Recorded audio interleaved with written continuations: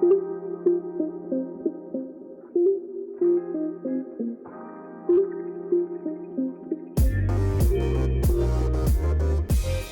to Worth Wandering with Sarah and Brody. Who drinks wash wine when their dad has a vineyard? Okay, hold on. All of that was gold and none of it was being recorded, but that's fine. That's your problem. No, listen, it's not weird to drink from a box when it's delicious and it's from Kirkland. It's Costco brand, you guys. I'm not kidding. It's actually really good. Oh, Kirkland. That's not what I'm drinking right now. Mm-hmm. That looks fancy. Rude. It totally looks like a summer drink, but we're in the dead of winter, so that's fine. But I mean, winter in LA is like not a real thing. It's actually just still summer. I live in a place now continue. that actually has legit winter, which is the first time in my life I've lived like in a winter spot. Okay, so wait, I need to ask. I've always been the person that's like, I would love to live in a place with snow, at least for a few years. And everyone's like, no, you wouldn't. No, you wouldn't. Were you that person? And tell me if you hate it or if you love it. Okay, so I'll say there's a big difference between Tahoe, where the average snowfall at every storm in Tahoe is 4 feet. Holy. And somewhere like Bend, Oregon, where I live, where the average snowfall in town per storm is like an inch. So I say that's way it's different. cute snow. Like everything that just gets like dusted, it's cute. The big thing with Bend is it's a little bit colder, so it is pretty icy. So you skate around a little bit, which sucks. But in the grand scheme of things, like it's not, again, Tahoe level snow where every storm you are like, if you do not own a full-blown snow plow, you'll be shoveling for hours.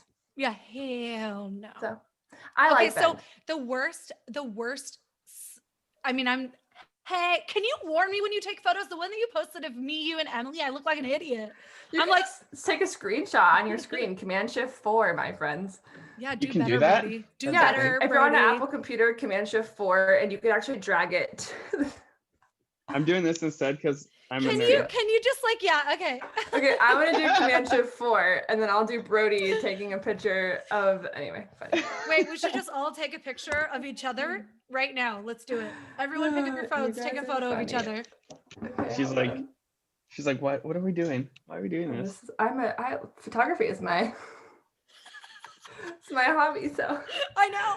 That's why I'm like, this is garbage, taking a photo of a computer.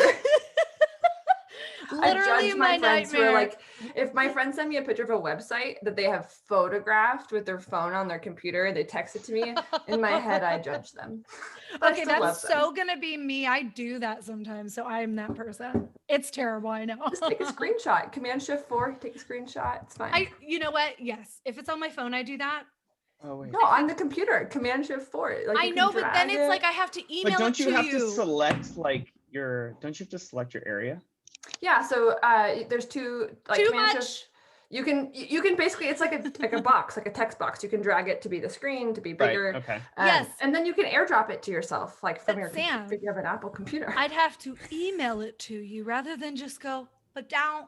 No, Wait, but then you don't have to email. You don't have to email it. You airdrop it to your phone, and then you have it on your phone. That's you also have text message on your computer. Yeah. So is emailing it. Emailing it is an extra step. Sarah, That's look. why I'm saying I don't need to email it. I can just take Your a photo husband of is also no bad vibes. Yeah, your husband's also a I software. love that shirt. I know. engineer. That's a great shirt. He'd be really embarrassed if I was saying this Yeah. in front of him. It's fine. We're fine. Okay, let's do this. I'm so excited, Sam. We miss you so much. It's Thanks crazy. for having me. Oh, okay. Brody, do you want to do the intro this time? Yeah, sure. Anytime. Texting. Oh, can I actually get some water really quick? Yes, I suppose. You guys have like legit podcast mics. If my mic falls into my like shirt, you just holler at me and I'll pull it back out. Okay. Is it one of the little these things? Can you see it now? It's just like on my urban ears. Super teeny tiny. It's very teeny tiny, but often it will like get stuck in my like lapels, and I'll be in meetings and people are like, I don't hear it though. Like I don't hear it changing when you move it at all. Is it on? yeah, I mean it's definitely on because you can hear me, right? Yeah. Yeah. I don't know. I've gotten feedback in meetings before where people are like, Sam, your microphone is like in your jacket. Oh, that's interesting. Okay. Yes. So. Michael got me, we had this like brief moment where we wanted to do a YouTube channel. Well, I still want to, we just don't have the time. And so he got me this like little, mic lapel pin thing. Do you know what I'm trying to say? Yeah. I don't have little words. baby mics. Yeah, they're super cute, but then it's like they're so heavy that they just fall. Yeah, then your drag your your jacket clothes is like down it's here. weird. Mm-hmm. Yeah, I don't know how to use it yet. I'm not that good at it. I like to think my headphones are cute, so they're I'm okay super cute. Mine are chonky. Mine are like Chonky. yours look like the like Bose. Like mine are not fancy. They are. They're oh yeah, Bose yours ones. are fancy. Are they though? I feel like Bose used to be really good. I don't know if they're still good. They sound good. All right. Say hi, everyone. Hi everyone. Are we on Instagram Episode live? 3. No Oh, bad love it. vibes and a giant cup of I'm the fucking boss. Sorry, You Sarah. are the fucking boss. Wait, let me see that. Hold it up close, Brody. I need to see that. Hold on. I just bought this computer. I really don't want to. Oh, it literally says a giant cup of. Yeah, I didn't get that either. Sam, I was like, there's more words than what he just said. Yeah, no, it's it a giant does say cup of. a giant cup of. Okay, I love this. We're starting off the night. All right. Oh. All right. I just if we're starting off the right left, right. I don't know. I can't say. Well, then I guess we should go ahead and start. If I could actually get this thing speaker, no microphone, Oh no yeah, speaker. am I on the right thing? There we go. Let me just make sure. We good. Okay, we're Gucci. Go. Do it. Gucci hoochie. All right. Rude. Gucci hoochie. Oh wait, that's probably not nice to say, huh? Rude. All right. What's going on, everybody? Welcome back to the 3rd episode of the Worth Wandering podcast. That came out weird. I got to get used to this, don't I?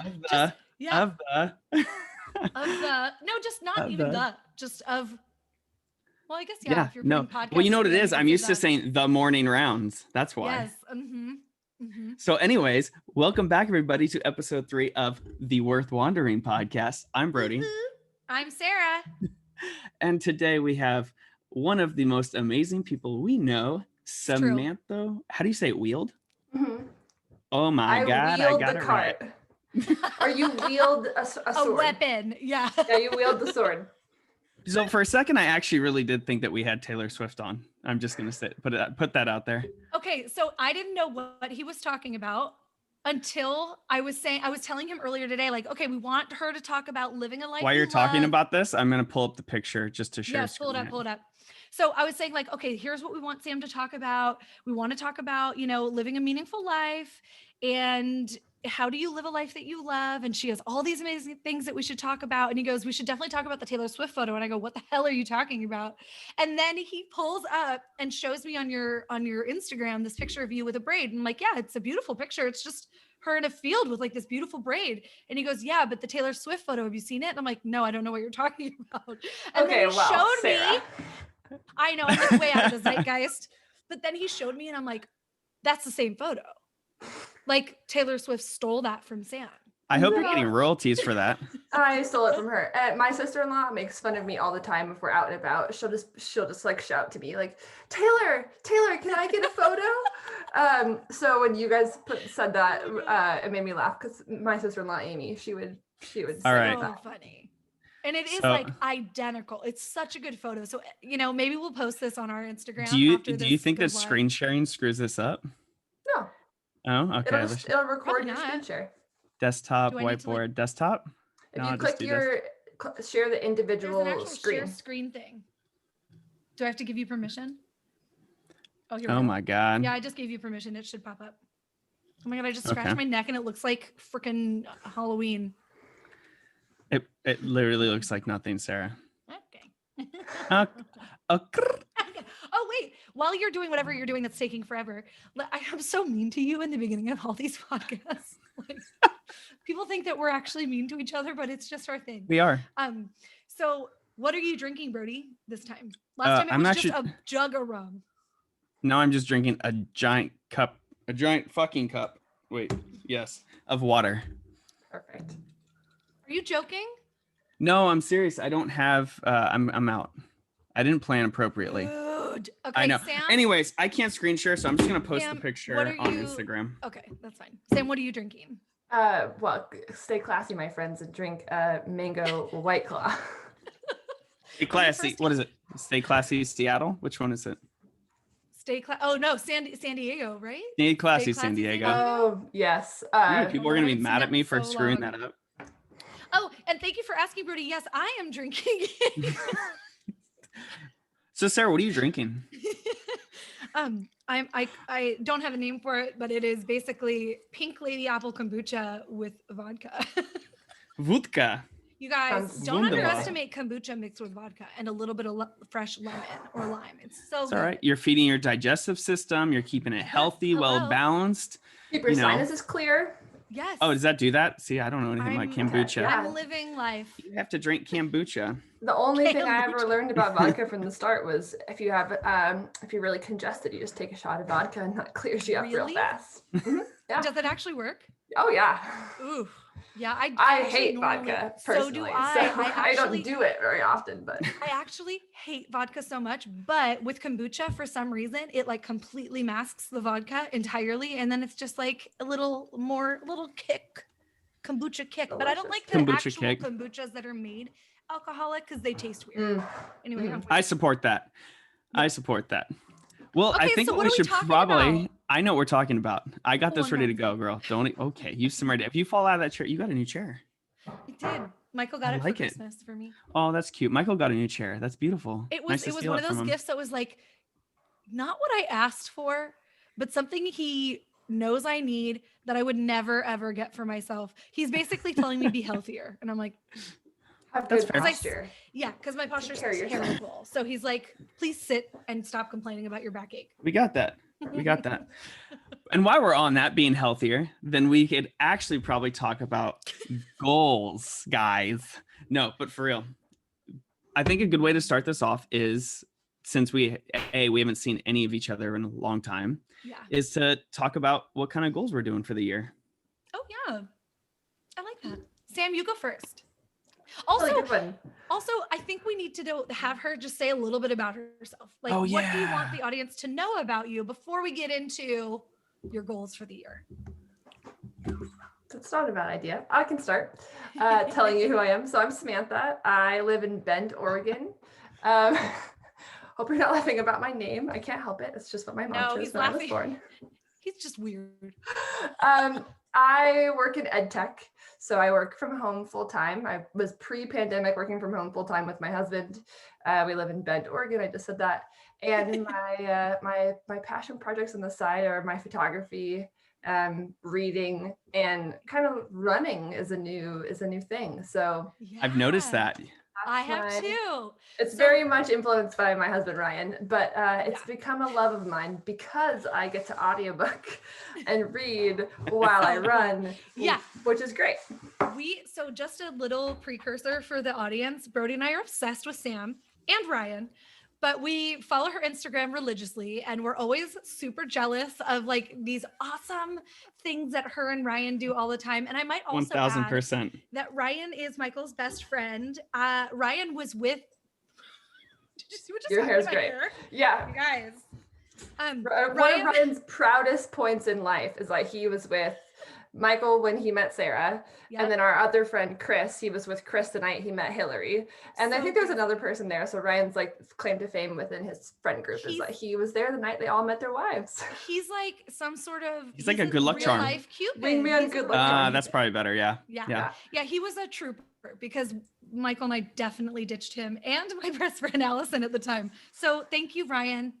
Works out well. Thank you so much. Okay, anyway. So yeah, Sam, you're amazing. We're going to get into all of, about her and her life and what keeps her motivated and happy. But yeah, Brody, I like your idea. What have you set any goals for yourself for 2020?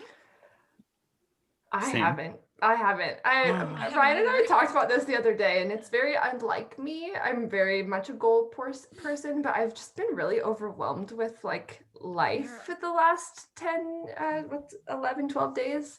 Yeah. And I think one of the things I'm actually, maybe this is a goal, is like letting go of that expectation of like having to have the goal, more just letting life Absolutely. come on life's terms. So maybe that's my new goal.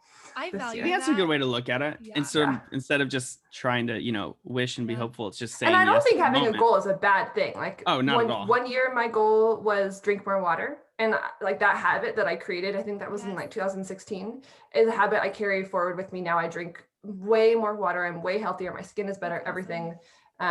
So goals are great. I think they're really great. But when you have the capacity to follow through and to like cheerlead yourself is when they're most effective. Yeah. And I'm just a little drained at the moment. So that's fair. I think that's good though. Creating habits. Yeah. And I will say that this carries on, I think, from our last episode of empathy, right? Where we were talking about intuitive empaths. Yeah. And I think, Sam, I can probably just guess that you're an intuitive empath from every single communication event that we have had. You and I are very similar in that way, but I do think that people who are very intuitive tend to, keep working and keep pushing and always working for something else and having expectations for ourselves and the world around us that are really lofty sometimes.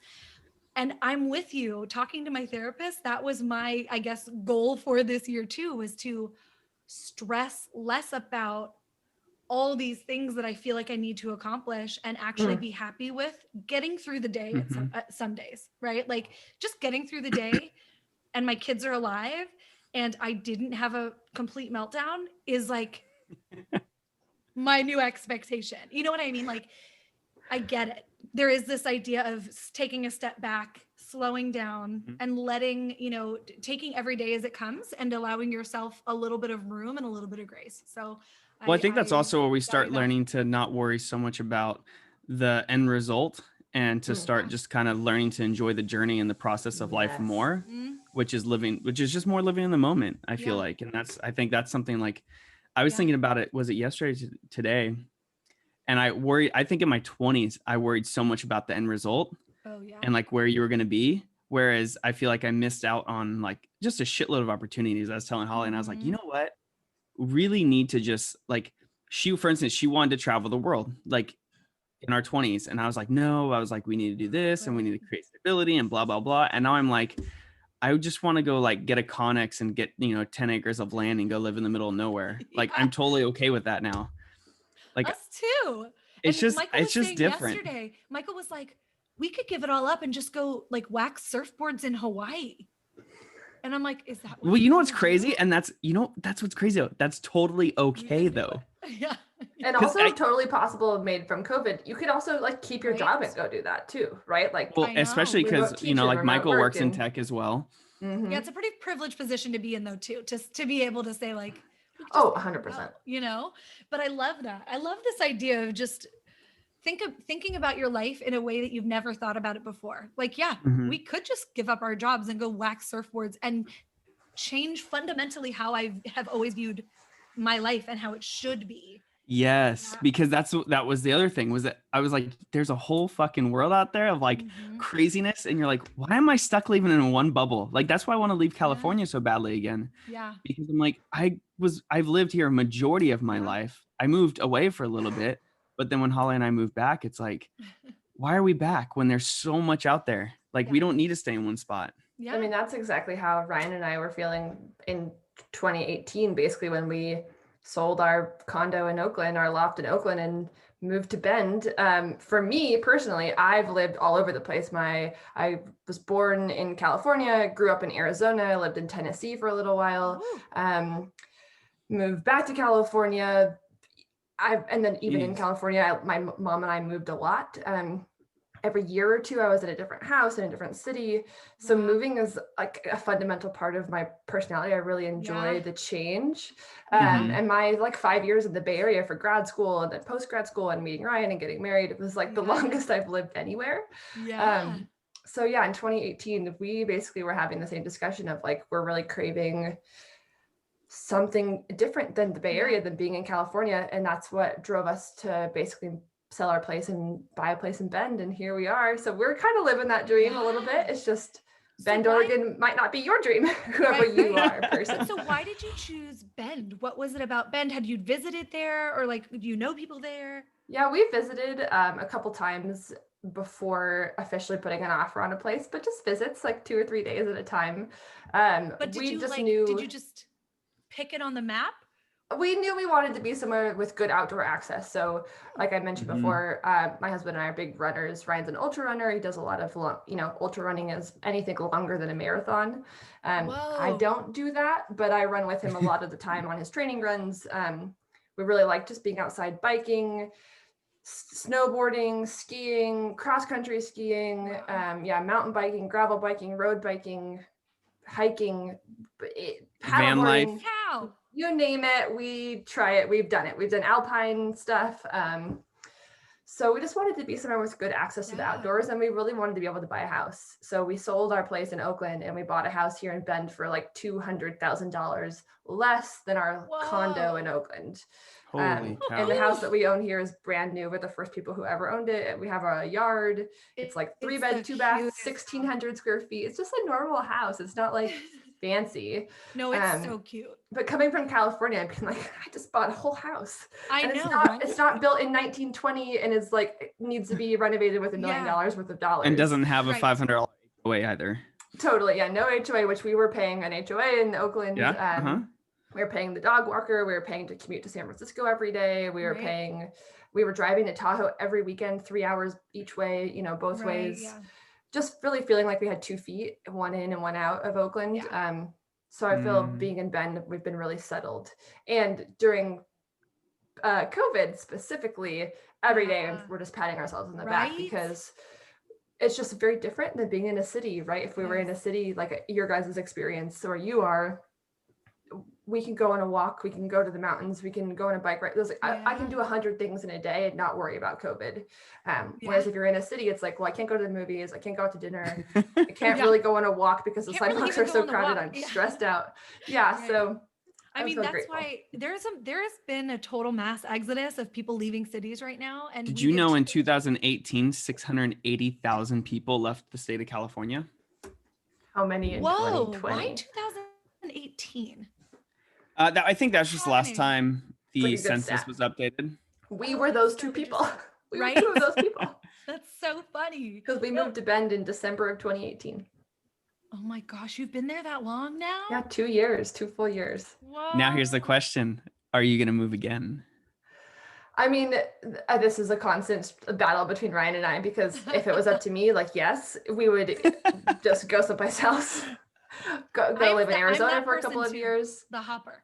But making adult friends is really hard. And I think that having that sense of community is something that you only get with time. Yeah. The bummer about the last year, right, with COVID is we were starting that in our first year here, making us a community.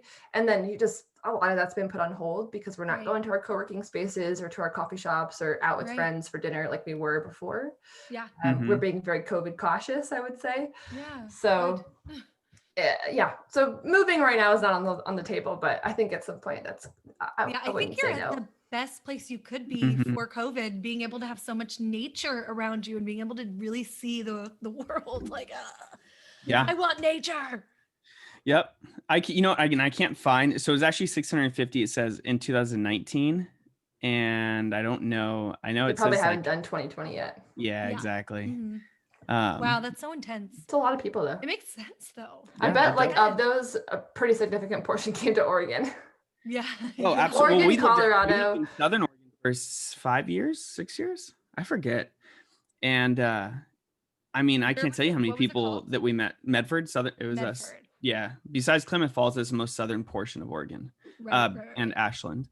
But yeah, we met tons of people there from Oregon, and if you were a Californianite, that's actually why I changed my license plates. Yeah, we immediately changed our license plates when we moved here. It was like literally we moved here on December 28th, and like January 5th I was at the DMV of 2019. That is hysterical. Oh my god. Getting a new driver's license and registering. Does their driver's license still look like their fake ID? It looks plastic. Like it's a cartoon character. It's the same thing. Oh my god. That's what mine looks like a cartoon character. You had such quick access to that just now. I'm very impressed. Yeah, that was my wallet. It's in my cell phone. Oh, this is my credit card and my. I need that. I'll probably touche. I'm not supposed to show my driver's license probably on the internet, but it's all right. No. I'm a fundamental believer in like not locking or making any of my social media accounts private, because if somebody wants to get in there, they'll get in. They'll do it regardless. Not going to stop them. That's a really good thought, though. Yeah, just be careful from the get-go. Just know that what you're posting could get out there. Use one password or FastPass for all your passwords. Have different passwords, but if people really want to see my social media, like if I had it as private, it's not going to stop them. Yeah, I'm with you. So then I gotta ask Sam, what? Go ahead for it. I was just gonna say, other fun fact: her husband is a software engineer like my husband, and that's also probably why she is very educated about that. Ryan has a lot of strong opinions. Yeah. Well, she's gonna. I feel like I need to know more about Ryan. Yeah, actually. He's awesome. He's great. He's the best. Maybe he'll come on another episode. Maybe. Think he would? Yeah. Oh, yeah. I mean, we could talk about like he is a software engineer, but he works in digital health. So lots of interesting stuff going on in the digital health space right now. I mean, talk about running. He could talk about he's just a very routine oriented, goal driven person. So he would be. I would love to, because that's something I'm trying to get into actually. Is I've only done one marathon, and I remember finishing I remember going through the finish line, and I never trained for it. And my legs hurt so bad. Yeah, trust me. You know me. Come on. Because I'm I didn't even know it was possible. I know. I'm like, wait a minute. Well, okay. Let me specify. So I signed up 6 weeks before the race, and I didn't run more than 6 times or 7 times. And I never ran more than 7 miles at once. So normally I ran I think less than a week or about a week total worth of running. And I ran an average of 4 miles a day. Wow. So I ran less than 30 miles. That's 4 more to train for it. Training for to me that's not training. And I remember finishing going, my first thought after finishing was, this bagel looks amazing. So I grabbed a bagel. That's what the finish line photo is, of me grabbing a bagel. And then I was like, should I just keep going? Because I heard somewhere that over 30 miles is an ultra, and that would be way more badass. Because then I just felt like everybody else that ran a marathon. Miles?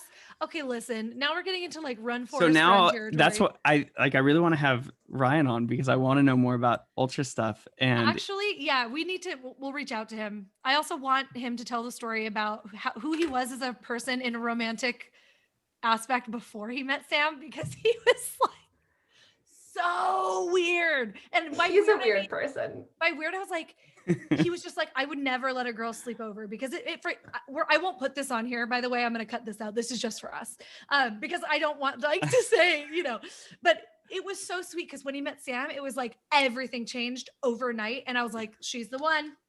She's the damn one. Well, the behind the scenes story about that is we were friends for a couple of months before we ever kissed. And the day that we kissed, I showed up at his house with an overnight bag, a weekender bag for 4th of July weekend, and was like, so we're going to try this out. And I'm staying for the whole weekend, and I didn't leave his house for 5 days.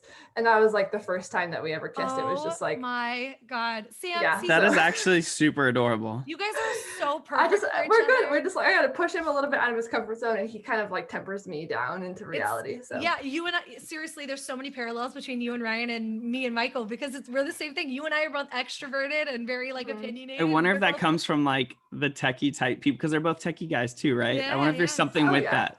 I mean, he's spent his whole junior year of college just coding, and then dropped out of college his senior year and was like, you know what I could do? I could make 6 figures and have a job. I didn't know he dropped out of college. Yeah, Ryan never finished college. So I have 2 more degrees than him.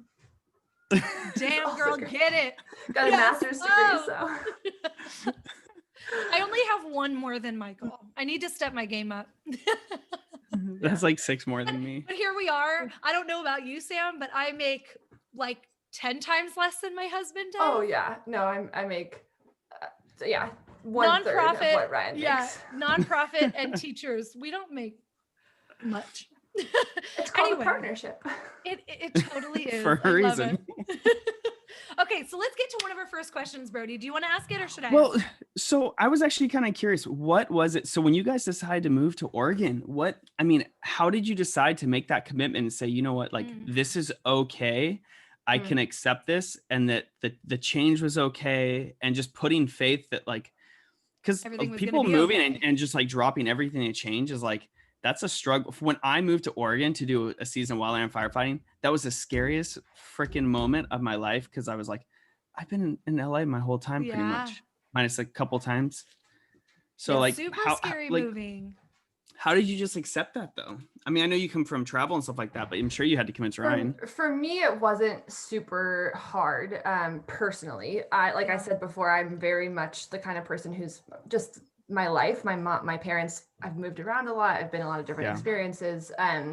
Ryan was like raised and lived in the house he was born in. Basically, his parents still own that house. They still live in that house. He went to college like in California. You know, San Diego is very far from the Bay Area where he grew up, but still driving distance from his parents. I think the number one thing for us was that we've always been we like to say that we're kind of intense, passionate people who make quick decisions. So we met, and like I said, we started dating pretty quickly. And then 6 months later, we moved in together, and 3 months later, Ryan proposed, and then we were married. Like, we're the kind of people who just make quick, rash decisions. And I wouldn't say that moving was a rash decision. It's more, we put a lot of thought and energy. We're very communicative as a couple. Like, that's probably one of our strengths, is that we're really communicate with each other well. Talking about our goals, our dreams, what we wanted to get out of the next 24, 36 months out of our lives at that point. And then just committing to that decision and not overthinking it, I think, is like the number one thing. Is you often, when you make choices, you spend a lot of time overthinking the choice and then going back and second guessing yourself. And like in your episode last week, you talked about empathy and being an empath and like intuitive thinking, and like some of the decision making that we do is just being intuitive and saying like, this is going to be the right thing for us. But yeah, it was hard and scary. And, my parents live in California. Ryan's parents live there. So, but I love this idea of just trusting the process, that once you've made a decision, just stick with it. And if it turns out to be a horrible decision, you can undo it. Most decisions. It was a fun trip. Right. Michael has been trying to convince me of this, by the way, for years and years and years. While I'm a person who likes to travel and take chances, I am also someone who is very scared of change, because I've had some trauma in my past that, ruined some trust in just trusting that things are going to be okay. And so that's a hard one for me, Sam, is to like, once I've made a decision, which is the hard part for me, is like making the decision in the first place. But once I do, I have a hard time not second guessing it. And so Michael's very much like you and Ryan, saying, okay, well, we've made the decision to move. Let's see how it goes. Let's see how it goes. If we absolutely hate it and we're miserable, we'll change it. We'll make another decision. Right? Like, life is a series of decisions. Nothing is end all be all. Nothing lasts forever. We just have to take a chance. But there's no looking back on those decisions though, too, because once you've made the decision, yesterday's gone. Yeah. And you don't know what the future holds. So the best way to live is by today. That's like, not only is yesterday gone, but then you're in a giant moving van with all of your stuff, and you've sold your house in California, and you're like, holy shit, we're doing this. You could live in the moving van. But it's okay. Like, it all works out. And Ben specifically has been a great decision. So I will say some decisions. It's on our option. It's on our list. I know. I will say that some decisions, you have really not many options but to accept them. So like, getting pregnant, we decided to get pregnant, then we got pregnant really quickly with our second, and I was like, well, can't undo this. So even if I have doubts, I'm like, well, we're riding this train, baby. Too late now. All the way to the end. Woo! Here we are. Okay, I want to ask a question. Go. Okay. So you are an incredibly passionate person. You are so creative, and I feel like I'm screaming right now. I'm sorry. You are so passionate, so creative, so in tune with like yourself and what you want from the world. So I would start by asking, what are some of the things that you want out of life? Like, if I was to say 3 words, how do you want your life to look? How do you want it to feel? What is your life, or how do you want it to be? What would you say? That's great. Yeah. I mean, we've touched on this, like the adventurous side. And I think adventurous to me touches upon both the more like athleticism that I feel called to. Like, I've been an athlete my whole life, with the running. And also just the openness to change, like that adventurous spirit, I feel like captures kind of both of those things, which I think I definitely thrive on change. I'm one of those people who really appreciates it. Yeah. So that would be so for novelty. Sure. This is like a com studies word, novelty versus predictability. Novelty. Yeah. That's a good one. That's a really good one. So adventurous, I think like for me too, another thing would be just kindness. Like, which has been a thing I've been struggling with recently in a good way. Like I've always lived my life, like kindness should be the forefront of all your actions and everything that you do. And then this year specifically with the Black Lives Matter movement and with a lot of other social change happening, having to kind of come to terms with the fact that kindness can be a methodology, but it can't lead for change sometimes. Sticking up for yourself. Can you explain that further? That's awesome. Yeah, I don't know. Like sticking up for yourself sometimes, like you have to put your foot down and be able to say like when enough is enough. And that doesn't necessarily calling that kindness, a kindness to yourself is in theory correct, but it's not really being kind to others. And being kind to others can't always be the most important thing. Sometimes it has to be saying, no, something is wrong. Can I give an example of what I think you're saying in my own experience? And then let me know if this is correct. So for instance, I also have that idea that kindness is paramount. Like I've said this before and I'll say it again, but every time that we get a delivery, we give them, a bag of our coffee or we give them a note or something that says like, thank you so much. You're keeping America running while we are too afraid to go outside. So I think it's so important that no matter who you're coming in contact with, you give them kindness first and then, it goes from there. But you're right. This year has been extremely difficult. And I used to hide behind this, but I'm just being kind, instead of saying when someone says something very racist or problematic, that I just say, oh, well, they have an opinion. No, there is a level of like, some opinions are hurtful. Your opinion is actually actively suppressing and oppressing somebody that I love. No. Right. So if somebody's saying, I don't think gay marriage should be legal, and I have gay moms, which is a real thing, by the way, for listeners who don't know that. There's a difference between me saying, oh, well, I can be empathetic and say, well, can you tell me why you think that? And try to get to the bottom of it. And if they're like, oh, well, I was raised Catholic and that's how I was raised, I'll be like, okay, I understand you more. But if they are then saying, so I'm going to vote, so that they cannot get married, now we're actually coming into this place where your opinion's not just your opinion, you're actively trying to hurt somebody I love.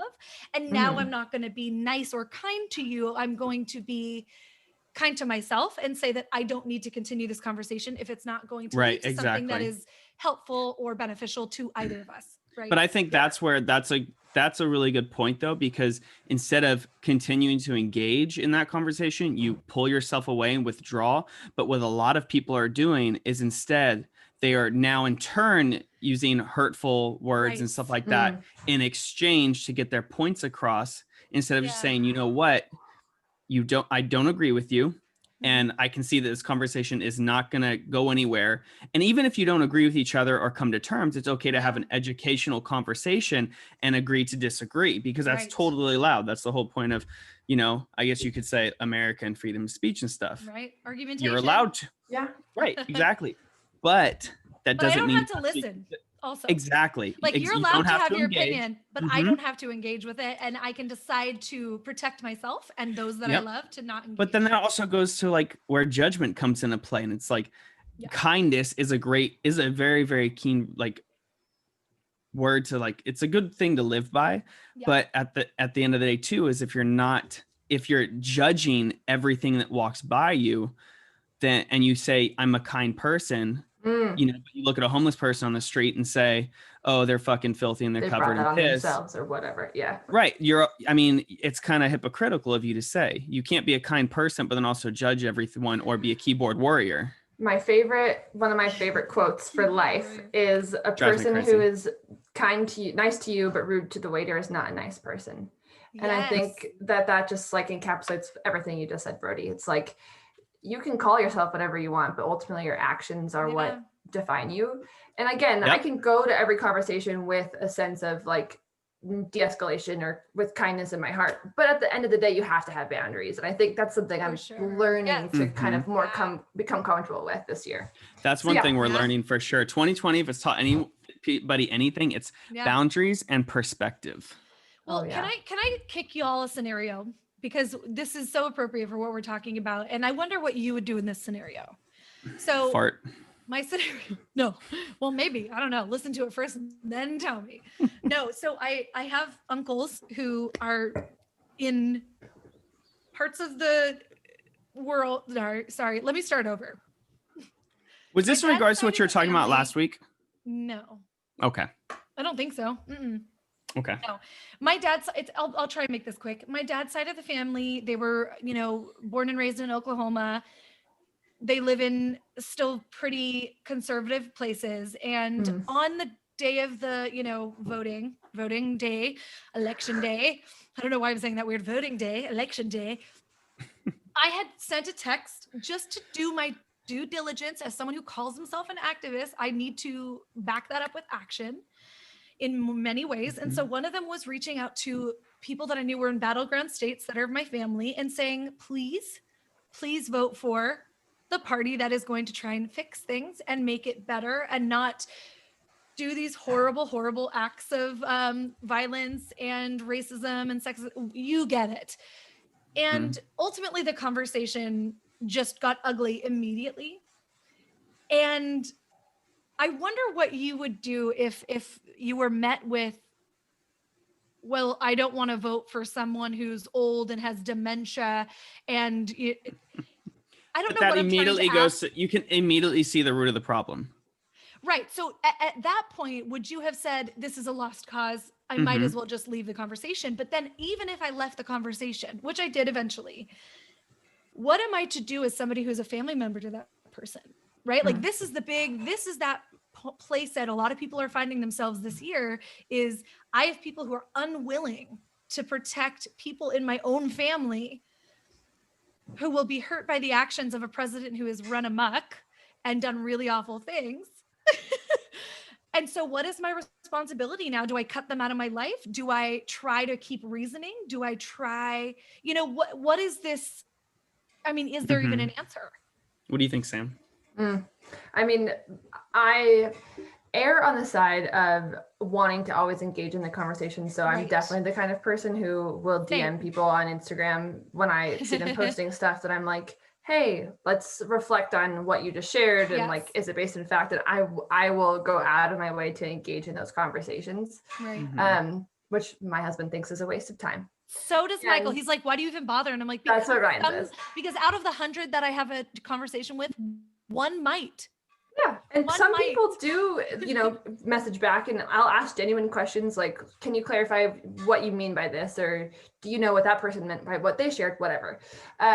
So I don't mind going out of my way to start the conversations, but there has to be a limit where if someone is dialoguing with you in a place where you're both listening for understanding, this is a new thing I've been working on. Yeah. Listening for understanding, not listening to respond. And if someone's listening for understanding, then you can continue, even if you disagree, right? I don't have to agree with what you're saying, even though a lot of times, like I physically have a response because I disagree so heavily. If we're listening to understand, then we can have a conversation. But if we're listening to respond and to rebut, it's like you're already at a place that we're not having a conversation. I can't meet you. I'm not going to waste my emotional energy meeting you at a place where we're not even going to have a dialogue. Yeah. And the thing that I struggle with this is, at least as a teacher of college students, we have this argument a lot where I am the person who will try to defend the people in the room who often are attacked. They are often people of color. They are often the ones who are not centered in conversations about a lot of different subjects. And I've been called racist to white people. I am a white person.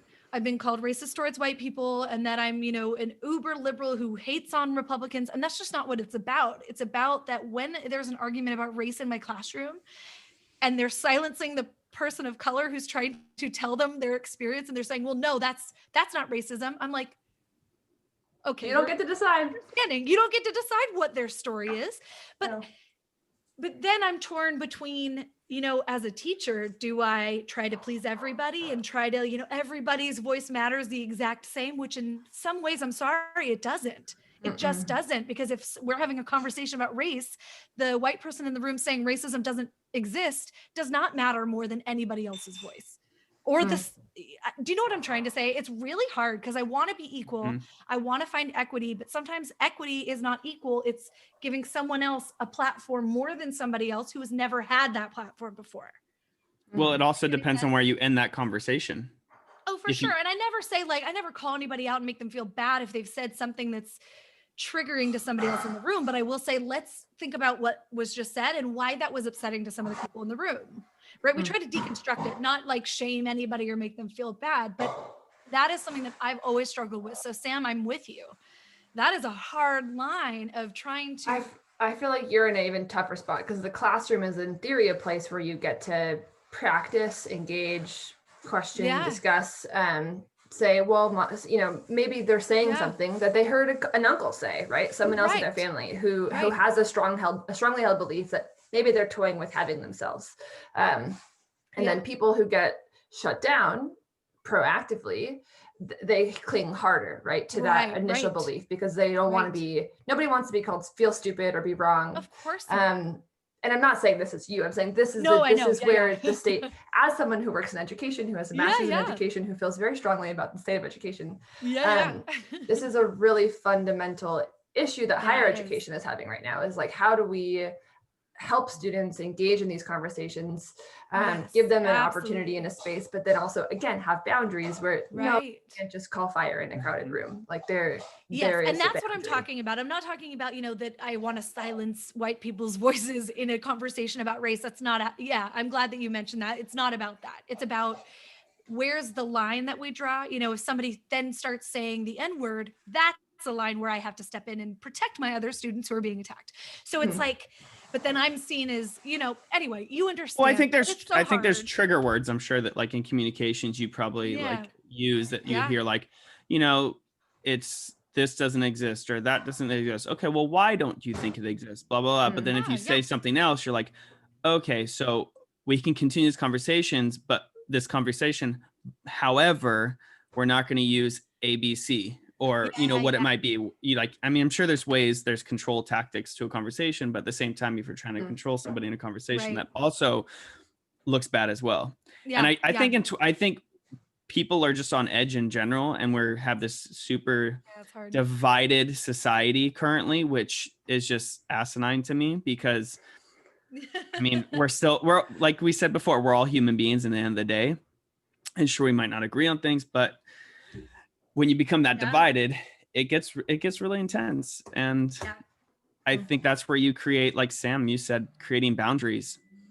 And if that's one thing like I've learned in healthcare is creating boundaries at work and, you know, like with administration, like when in healthcare right now, if you work on the floor and your administration tries to pass new rules and regulations and this and that from higher ups, or they say, oh, you can't be on your cell phone or you can't do this. You're like, listen, you're not the one on the floor wearing a mask and goggles and this and that and having to change in and out of, you know, PP every, you know, 4 to 5 minutes. And you're, you know, like you're in an office pushing paper. And I don't, you know, I don't mean that in a disrespectful way. No. Because everyone's got their place in there, especially in a corporate organization. But at the same time, if you want to be able to lend those I guess put those rules and stuff into effect, you also have to lead with your people as well, and understand that you work as a leader, you work for your people, and your people don't work for you. And until you actually go, it's like, I mean, a conversation we have all the time is, where is our leadership? How come, like, we're busy and we're short staffed, we're down, you know, 3 or 4 nurses and we're down 3 techs. Where is leadership? Like, why aren't they on the floor? You know, my place in Oregon, that's one thing I really appreciated, was like, they would come on their days off and they'd be on the floor working in scrubs. And it was just like, and it wasn't the fact that they were working. It wasn't them actually working to help relieve people. It was the fact that they were willing to stand by their team and make them feel like a team. Acknowledgement. Exactly. Sometimes, you know, and that's all you need. And that's also sometimes maybe in communication. Maybe sometimes people just need acknowledgement and they feel like their voices needs to be heard, but they don't feel heard. And I don't know. There's like tons of studies on this, right? Like if I could give you $1,000 raise or call you out in the company all hands, which one do certain people respond to more heavily? Like most people would rather have the acknowledgement and to have their boss say, hey, Brody, this week you were understaffed, you went out of your way to do it, than having some cash. I mean, again, this is a privileged position, right? Because cash for many people, especially right now, is very strapped. But this is sociological studies, so it's all theoretical. But people really respond to that sense of, I want you to identify that I am a person who brings value to this team, group, experience, organization, and to thank me for that. And emails to the table. Yeah, exactly. But emails and like just words and emails saying, hey, good job, thank you for all you do. That doesn't necessarily say thank you. That's like the same thing with politics and somebody going on saying, we appreciate everything you do and blah blah blah. But then you go and your physical act is something completely different. Oh, thoughts and like prayers. Right. So actually, Sam, I know that you didn't finish your third one, but I think was that curious kindness? What you said was like really just now was really interesting. And I want to link it to your work that you do, because you're talking about, you're in a field where it's all giving. Sarah read my mind. And not a lot of, I imagine there's not a lot of, thanks and praise that you get in the job that you have. So do you want to talk a little bit about what you do and why you chose this field? Yeah, so I have a master's degree from UC Berkeley in education, which is random because I don't have a teaching credential. My career ever since then has been really working in ed tech, which is the technology side of education for people who don't know. Which basically what that means is reimagining the way that we teach students. And I've primarily focused in higher education. I worked for a company for 5 years that worked on Wikipedia and using Wikipedia as a tool for educating the public. So anything you ever need to know about Wikipedia, you just ask. I got your back. I know. Sounds great. That's a whole nother episode, I think. That's a whole nother episode. I could go talk about Wikipedia's gender gap and all the things for hours and hours. Girl. I love it. Yeah, I'll give you a fun little tidbit, which is that the total number of biographies on Wikipedia, only 18% of them are about women. Are you serious? And it used to be 14%. There's a huge movement to raise the number of biographies about women across subjects. But one of the big gender gaps on Wikipedia is that only 10% of the contributors to Wikipedia on average identify as women, and only 18%-ish of the biographies on Wikipedia are about women. Whoa. Now, is that because is that a Wikipedia thing, or does that have to do with like centuries of what's the word? Just subjugation, both. So, exactly. So it's a lot.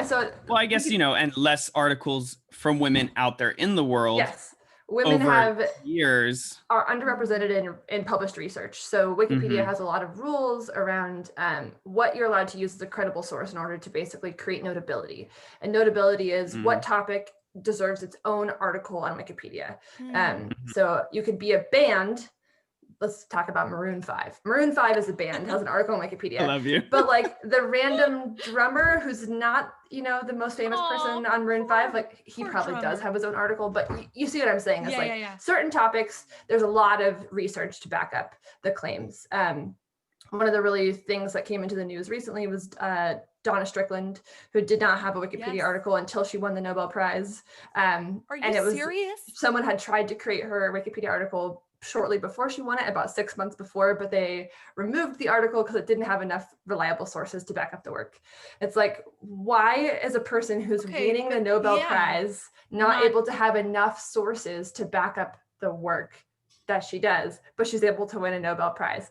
So this we don't have to go into all the intricacies of Wikipedia's policies, which I think are great. Most people don't even know that there are policies that are really actually like looking out for the kinds of sources that can be used. It's a good thing and a bad thing, right? Because again, as Brody pointed out, like there are lots of biases that go into the kind of people who get published, mostly white. Can I drop this in there though? I want to add something to what you're saying really quick. I just looked it up and it says that the 2020 Nobel Prize hasn't been completed yet, but as of 2019, 866 men have been awarded the Nobel Prize, while only 53 women and 24 and women have been a organizations. part of every major moment in U.S. history. Yep. Watch Hidden Figures. If you haven't watched Hidden Figures, I already knew about Mary Jackson and like all of these women, but oh my God, it really shines a light. I mean, and once you start getting into like, especially it's a hard, any field, but especially science, you're like, hard oh, ball shit. to push. Most of the things that we know are true about math and physics and science were created by women. And then the ideas were stolen by their, superiors, quote unquote, if you can't see me. Their bosses who just were like, this is my job, my work. Yeah. So I worked for my company with Wikipedia for 5 years, and I actually lost my job at the beginning of COVID. We were a small company, only 14 people, and they laid off 50% of the staff in order for the nonprofit to basically continue existing because of budget shortages. And I got a new job after some COVID job hunting. So now I work for a company that does like education publishing. They actually got purchased by Wiley. If you ever bought a textbook that Wiley owned. Yeah. So the company's called Zybooks. We create online digital textbooks, which are fully interactive, so they can track student experiences. It's interactive homework, less text, more action. So really trying to help students get into the material without a $400, 400-page textbook. Zybooks is all about, again, less text, more action. So interactive. Students are actually, contributing to, participating with the material. And so my kinesthetic learning. Yeah, it's scientifically and sound learning like pedagogy. It's cost effective. It's $58 per book. So it's not, that's per student. If you're at a certain kind of institution where they're buying the subscriptions for you, they get discounts. So it's even cheaper. Right. So that's my new job, and I've been there since August, and it's amazing just seeing the dedication that my team and my colleagues put into basically trying to create the best learning materials possible for people. I mean, it sounds like a very selfless field. Yeah. Seriously. How do you write a really fun and exciting math textbook?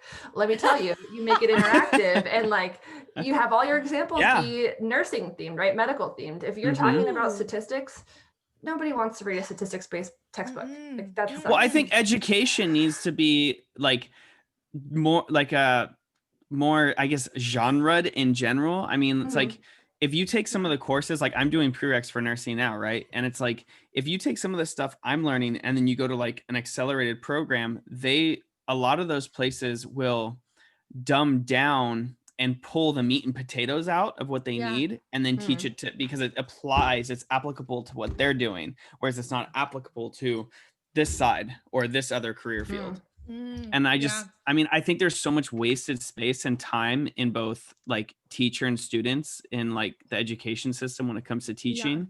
Like it's like, I don't know how to say it. It's just what we're supposed to do versus what we should do is like, I don't know. It's like change, right? It's like the education system hasn't changed in how many years? Ages? It's like the dang Constitution. I know, but it's like my chemistry teacher, which was my third class back to school, and then we'll jump back into it.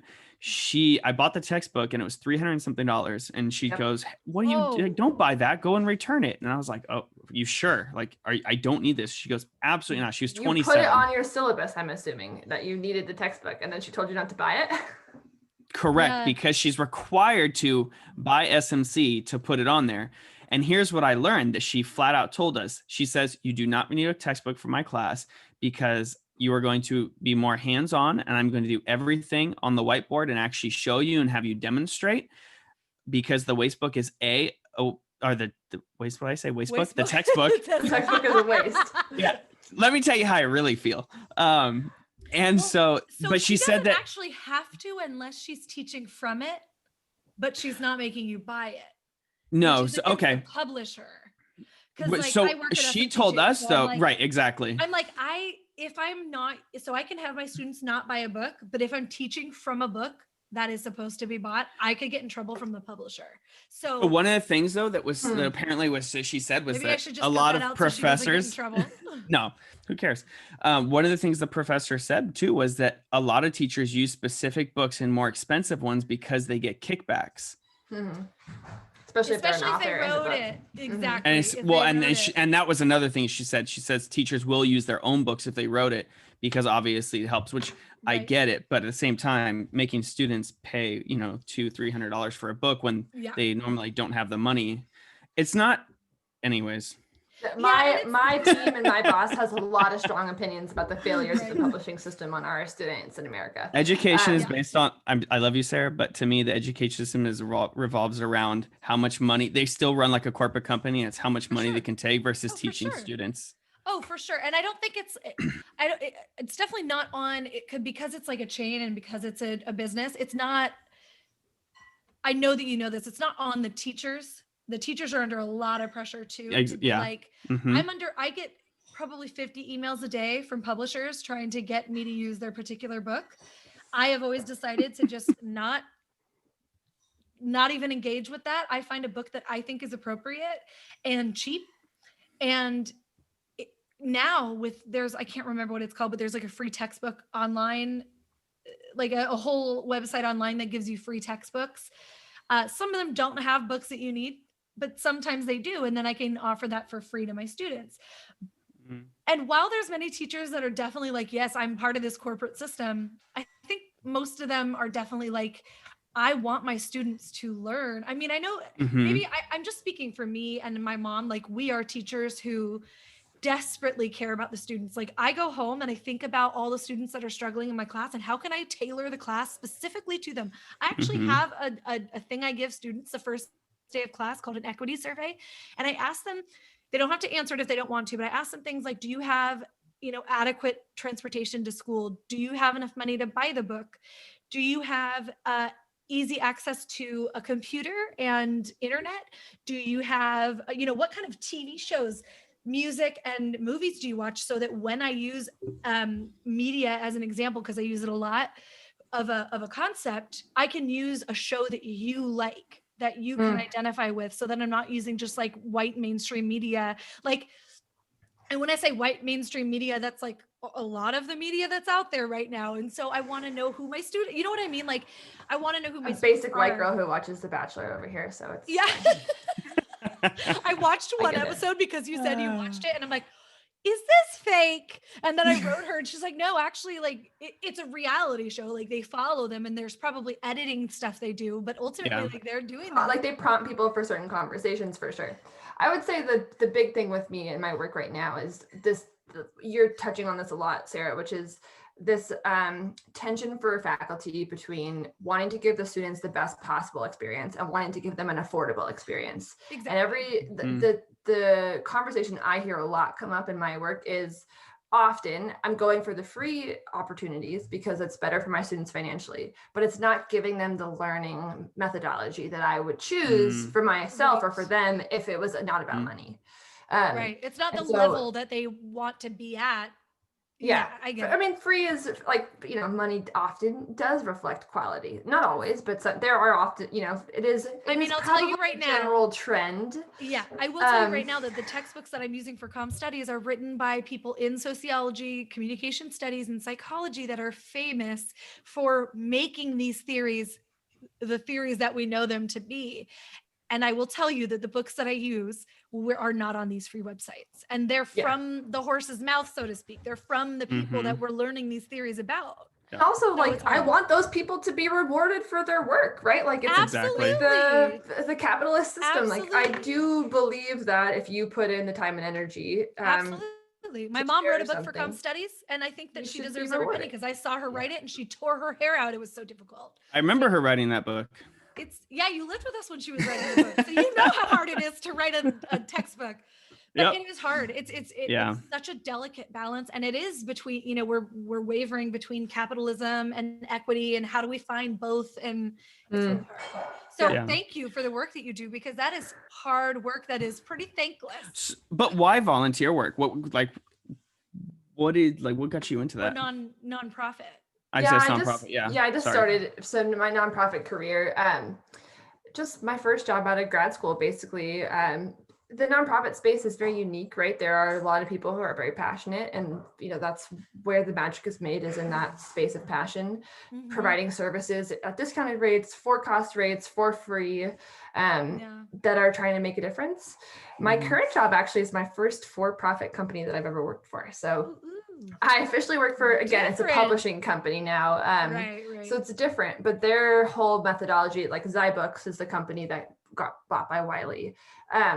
And their whole thing is providing affordable, interactive, quality textbooks. And they're founded by professors who didn't want to become part of that system of like, I'm going to write a textbook and then every year I'm going to update the textbook. And then last year's is out of date and it's worthless. The edition cycle. The editions, that is a scam. It sucks. Well, not always. Sometimes is a technology-based company, so there's no editions. It's just basically like we pushed an update, like as if your iPhone, like we got a new version of your iOS on your iPhone. Like ZyBooks is just pushing a new research study was done that changes what we used to think, and so this is important for you, not just because I changed. Or we even just found a typo in the material. You don't have to wait till next year's edition to remove the typo. We just make the change. We push the update, and every student who accesses the book gets to see the updated material. And you don't have to pay for the new updates. Like if we write a new chapter and we add new participation activities, which are the interactive materials, that just gets pushed into the books.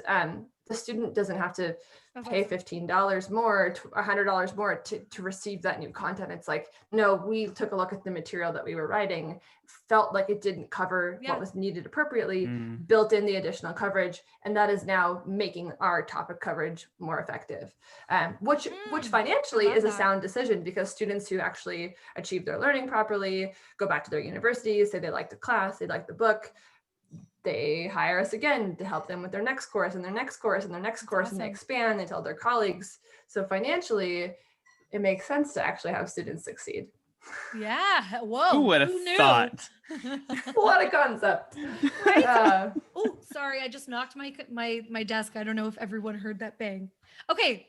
No. Let's shift gears. Can we shift gears? Yes, please. Because I'm dying to hear about your like personal passions, which include photography and your van life. Okay, we are obsessed. Okay, with mic drop. Yep. We have to know van life. Explain van life. My husband and I own a 2015 Mercedes Sprinter van that's been converted. So it has a refrigerator and a queen bed and a sink and a heater. Wait, and how? It looks so room small. for our bikes. These things are amazing. Yeah, converted van life is basically how the number one thing is how to use space effectively. That's awesome. Yeah. Why did you what made you think of this? Because I know that you were on this trek of outdoors and, doing this. Okay, wait, there's like so many things can we start with the. Sir, this is going to be like a 2-part episode. Well, no, but I know it's going to be another 2-part episode. Okay, but listen.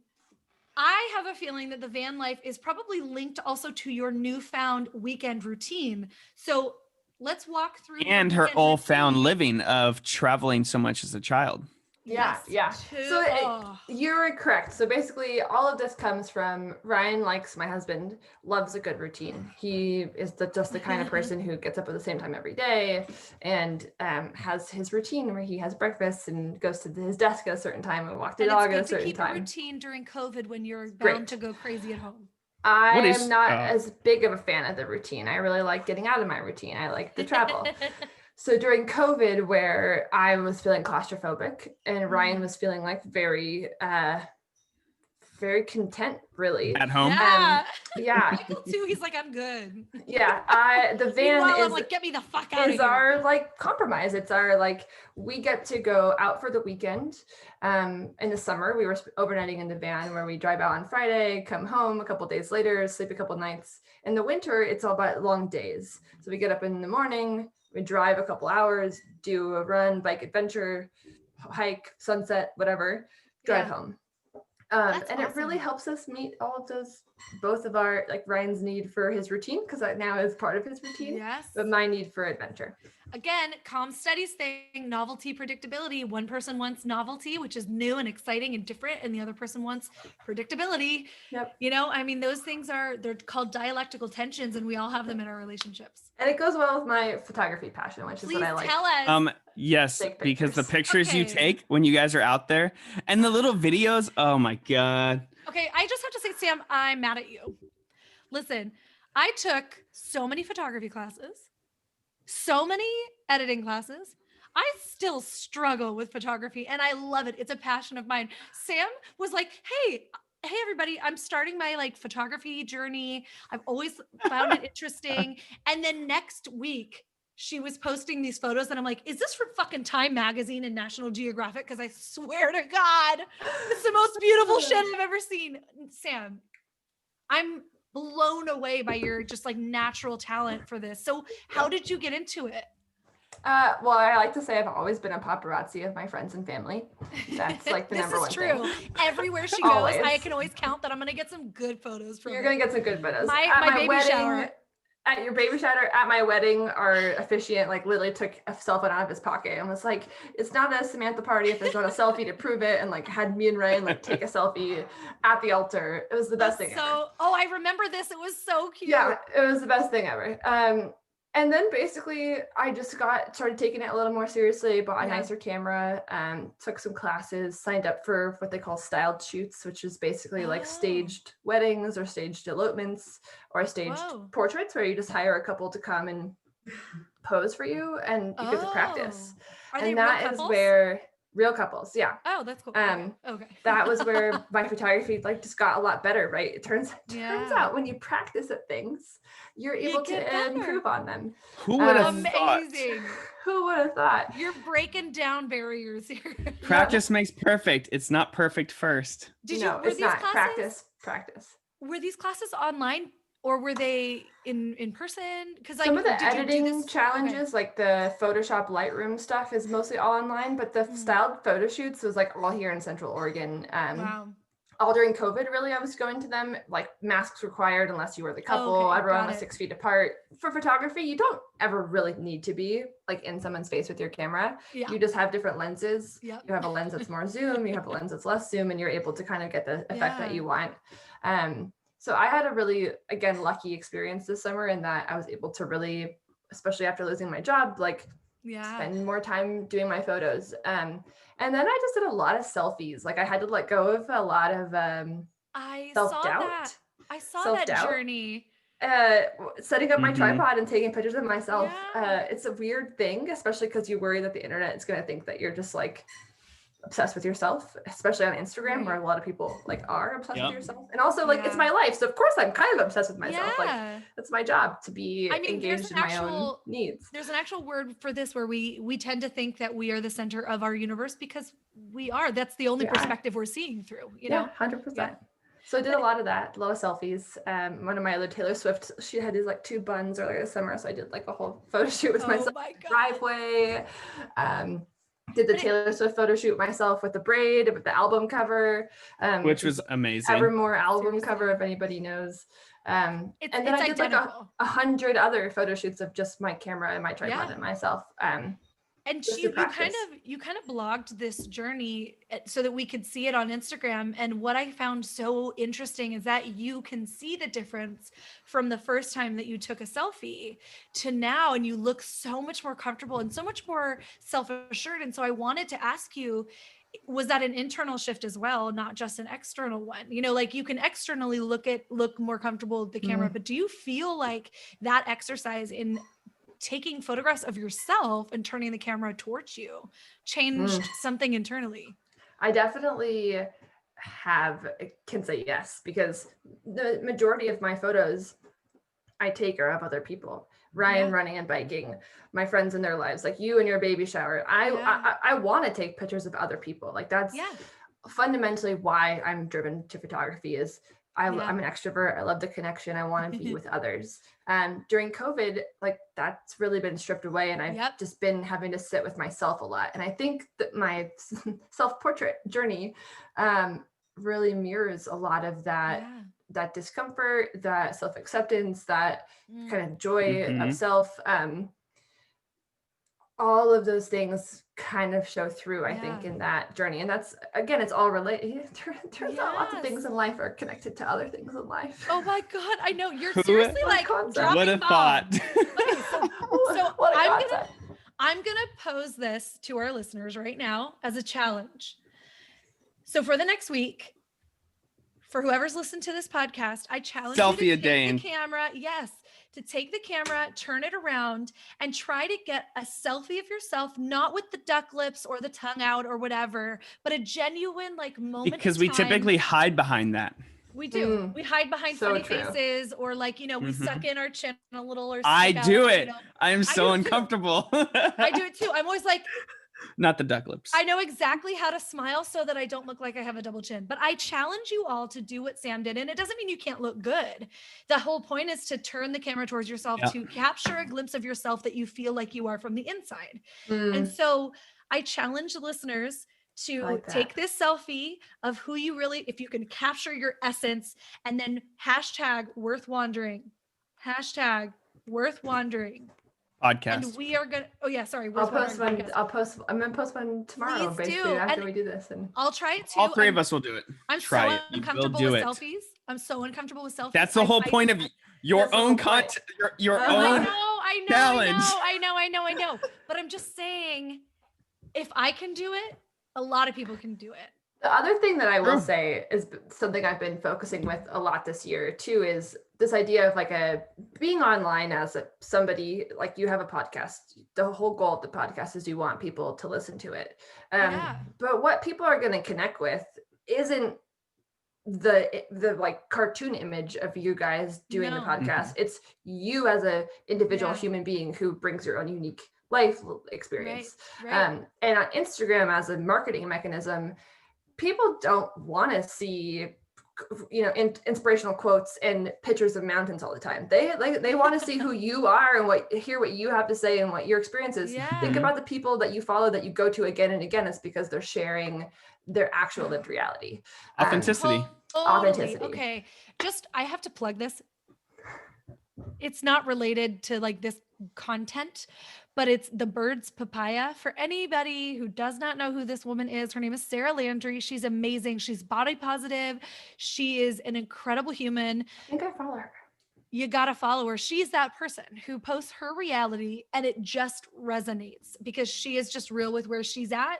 And it's not about, you know, she posts a lot of stuff about her body and she looks gorgeous, but she doesn't do it just to get feedback of like, oh, you look so good. She does it with this content of beautiful poetry. Sam, you would love her because Sam is an amazing poet and an amazing, you know, brought my literati poetry for today's conversation in case anybody was interested. Okay, actually, yes. You know what's so funny? In my other podcast, because I have a Crazy Normal podcast about parenting, I always start with a poem because I also love poetry. Sam and I are basically soul sisters, and I don't know why I didn't realize it until like this podcast now. Oh, I knew the minute I met you. The minute I met you. I kind of knew, but I didn't really. Because when we met, it was under this also pretense of like one of the first times we had hung out was when we went to the rave. Oh yeah. Are they still called raves? It's still called a rave. Yeah. I don't know. I was so not a rave person. I think we went to Hard Halloween or something. Yes. Yeah. But we went and I was not. It's not your thing. It wasn't your thing. You went because it's Ryan's thing. And it was Michael's thing for like a time. I don't know if it is. When Ryan and Michael, they went to Atlanta and they did like Tomorrowland, yeah, or something, whatever. But like that was, so I went into it thinking, oh, like, okay, this is their thing. I like it. The rave scene was a precursor for the outdoor sports. Yes. Okay. So see, this makes sense. Totally. Because I found a lot of joy in being there because like everyone just dances like they don't give a damn. And let me tell you, because in San Francisco, when you're in a club, everyone's looking at you to make sure that everyone else is dancing cute and not like just let until you drink and then it's okay. Oh yeah, until everyone's and you don't look around anymore. Okay, I miss that. I gotta say, I miss dancing and not caring what I look like. Oh, y'all, are we ever gonna have like bars again? Oh, just take me back. As soon as we all move to Oregon to live next to Sam and Ryan. So yeah, Brody and Holly are gonna move to Bend. We're gonna keep you guys. Dude, Sam, I've been trying to get them to not move there for so long because they see your posts, and every time they see a post of you guys like kayaking or wakeboarding or whatever you're doing, because you're like in this gorgeous landscape, they go, did you see Sam and Ryan's post? And I'm like, I literally send Sarah your post, Sam. Don't move. I love Stop. it. Well, we made a whole schedule one time, Brody, where you're like, we want to pick your brain, and then like I think I just forgot, and we never set up a calendar invite, and then we never met to actually talk about it. So I actually now I do remember do that. Okay, I'm down. It'll happen. I'm okay with you guys moving to the same town because then we can visit all the time. And Sam, we still need to talk about our whole family coming to visit you. I'm like, hey, I kind of invited ourselves. You're invited. I was like, hey, we were thinking of maybe coming to Oregon and we could stay with you. I like invited ourselves. Like, hey, do you want two children in your house? What are best friends for? That's what I'm saying. But I also don't know how many rooms you have, and we definitely have 2 children now. 3-bedroom house, so we can make it work. And they also have a van with a bed. Oh yeah, so, totally. Because four bedroom. The only other people I know that are as like careful with COVID as we are, other than my mom's, I feel like are you two. And so that's why I'm like, they wouldn't mind quarantining for 2 weeks if we said we were coming and we can make this a damn I mean, our version of quarantine is our life. We go to the grocery store on Tuesdays, usually. Tonight we're not going because I'm doing this.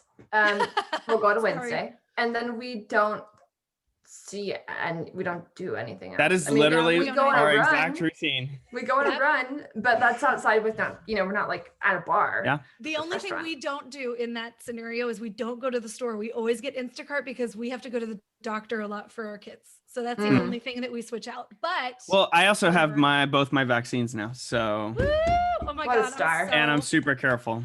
I know Brody's dying to, like, Sam hasn't even seen the kids. She met Oliver one time. I met Oliver one time. Right before COVID.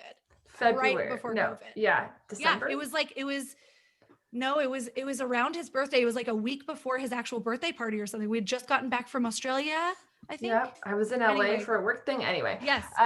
It's like a tragedy. Like we literally had plans to come fly to see you guys, and then we're like, maybe we could drive to go see them.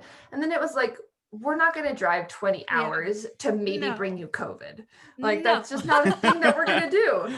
But at least you bring it in like a nice little box with a bow, and I'll bring my camera and I'll take you some great family photos, and then you're going to be stuck in your bedroom because you're going to be quarantining away from each other. See, on the other hand, we can rent like an RV. We could do a whole, stock the van, stay in the van, sleep in it overnight, and do a whole trip up to you, and go do hiking and be outdoors and be able to do those things because we can't with us.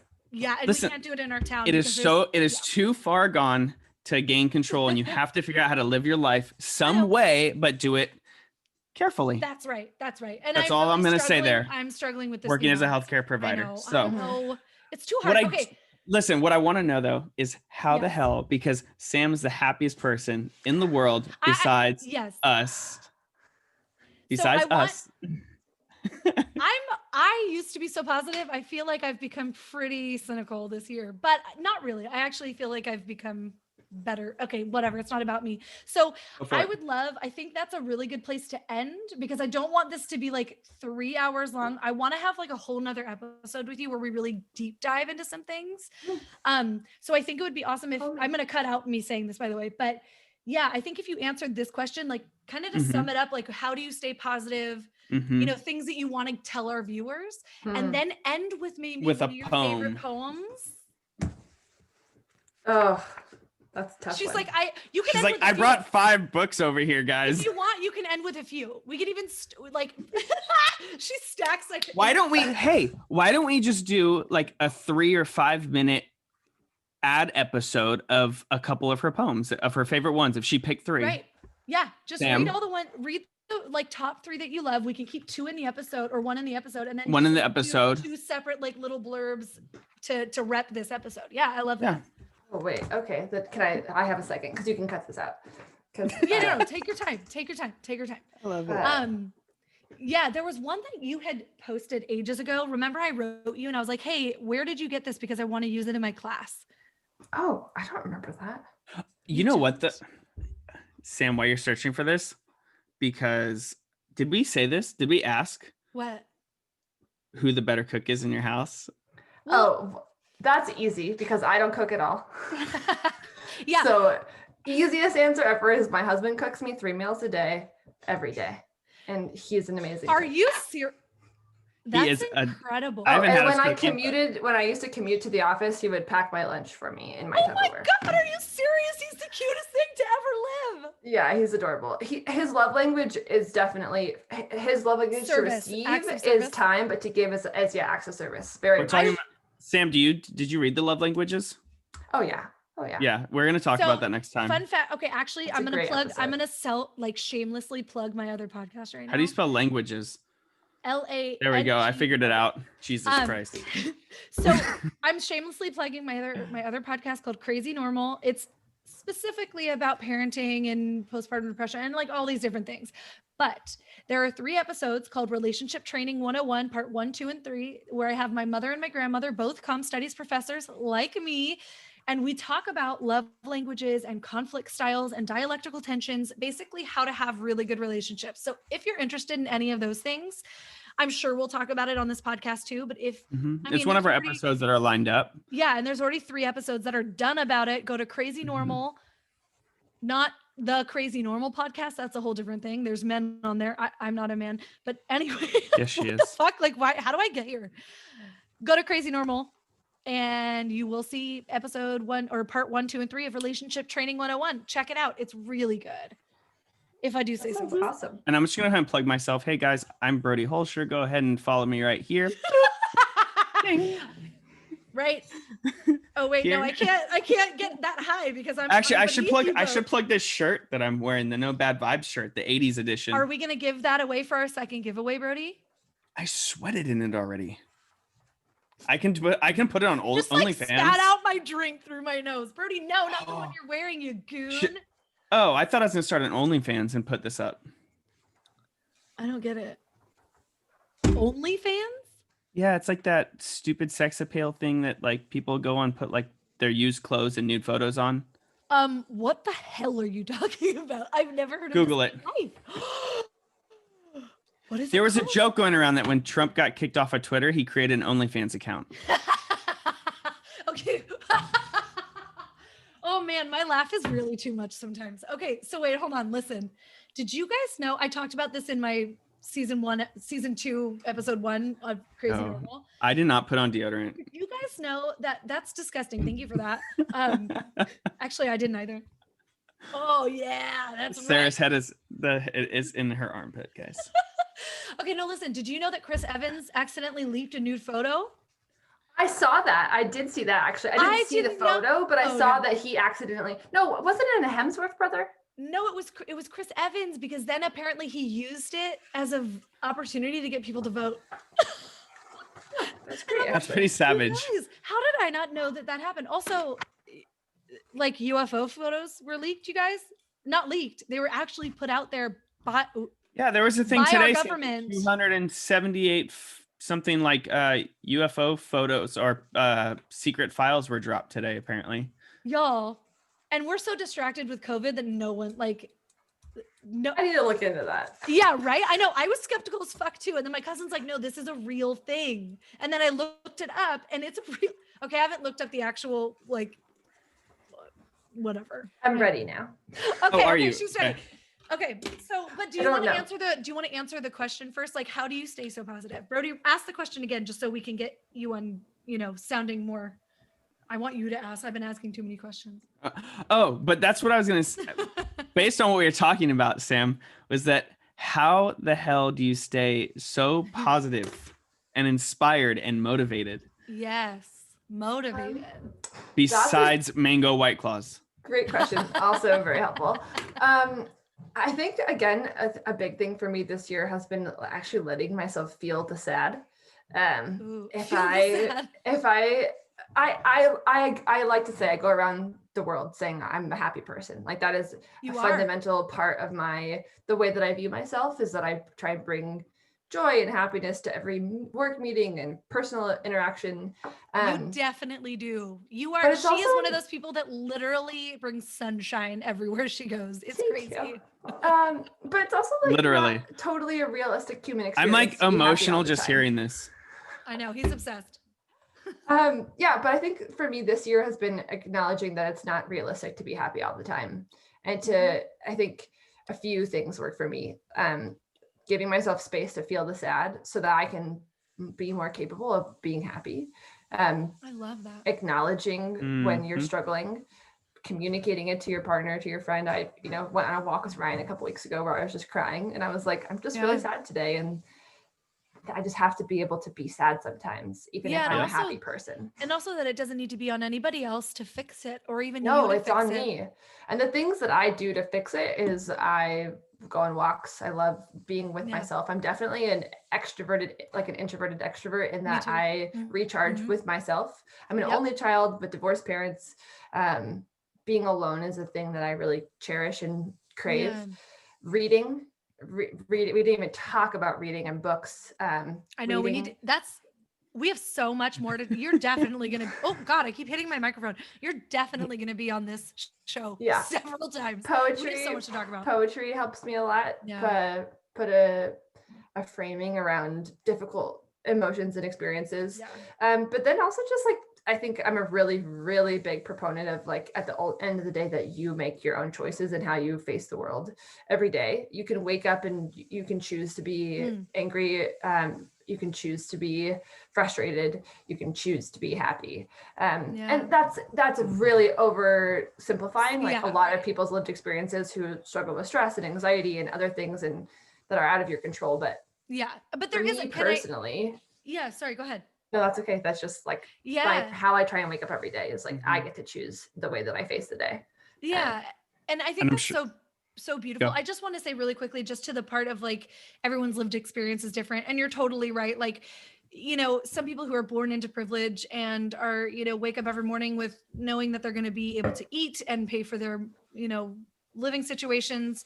Like, you could easily say that those circumstances would allow you to kind of wallow or feel upset or whatever.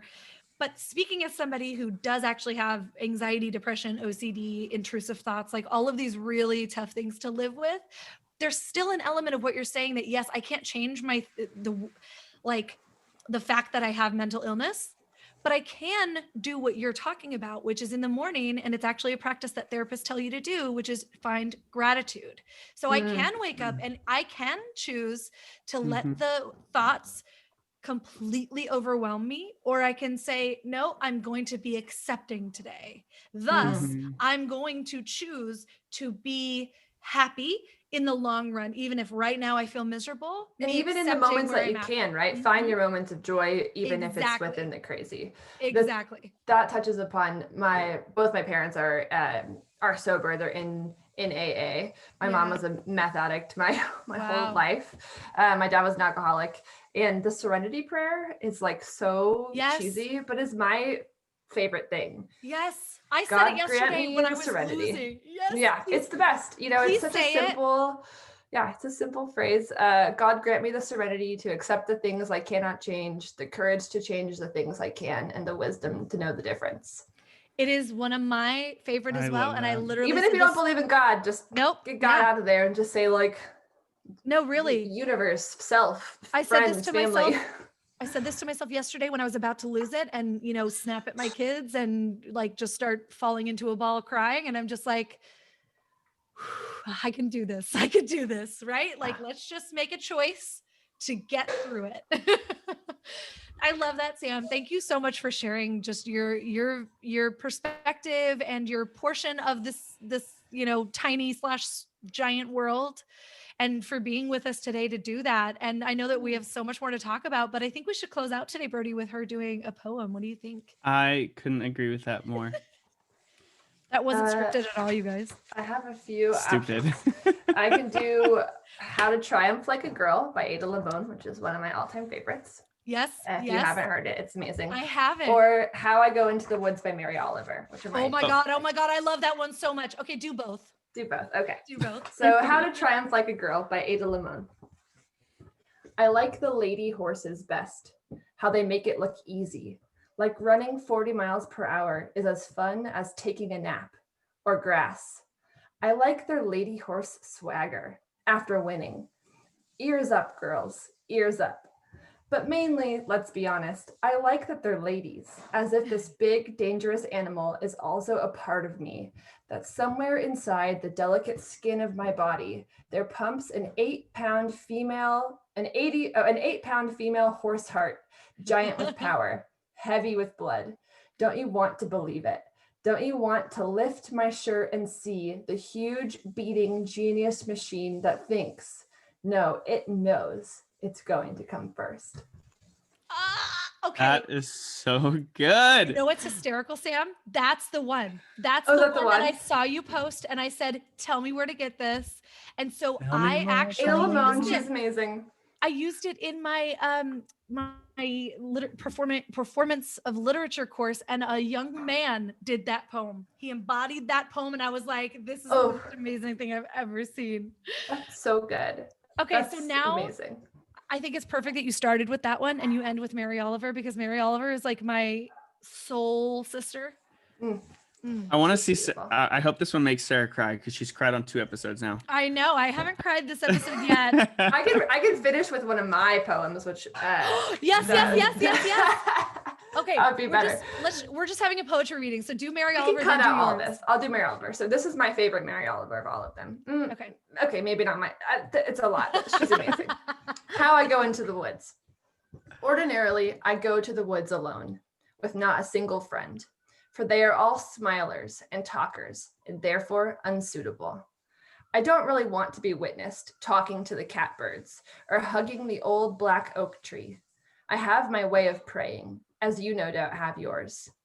Besides, when I am alone, I can become invisible.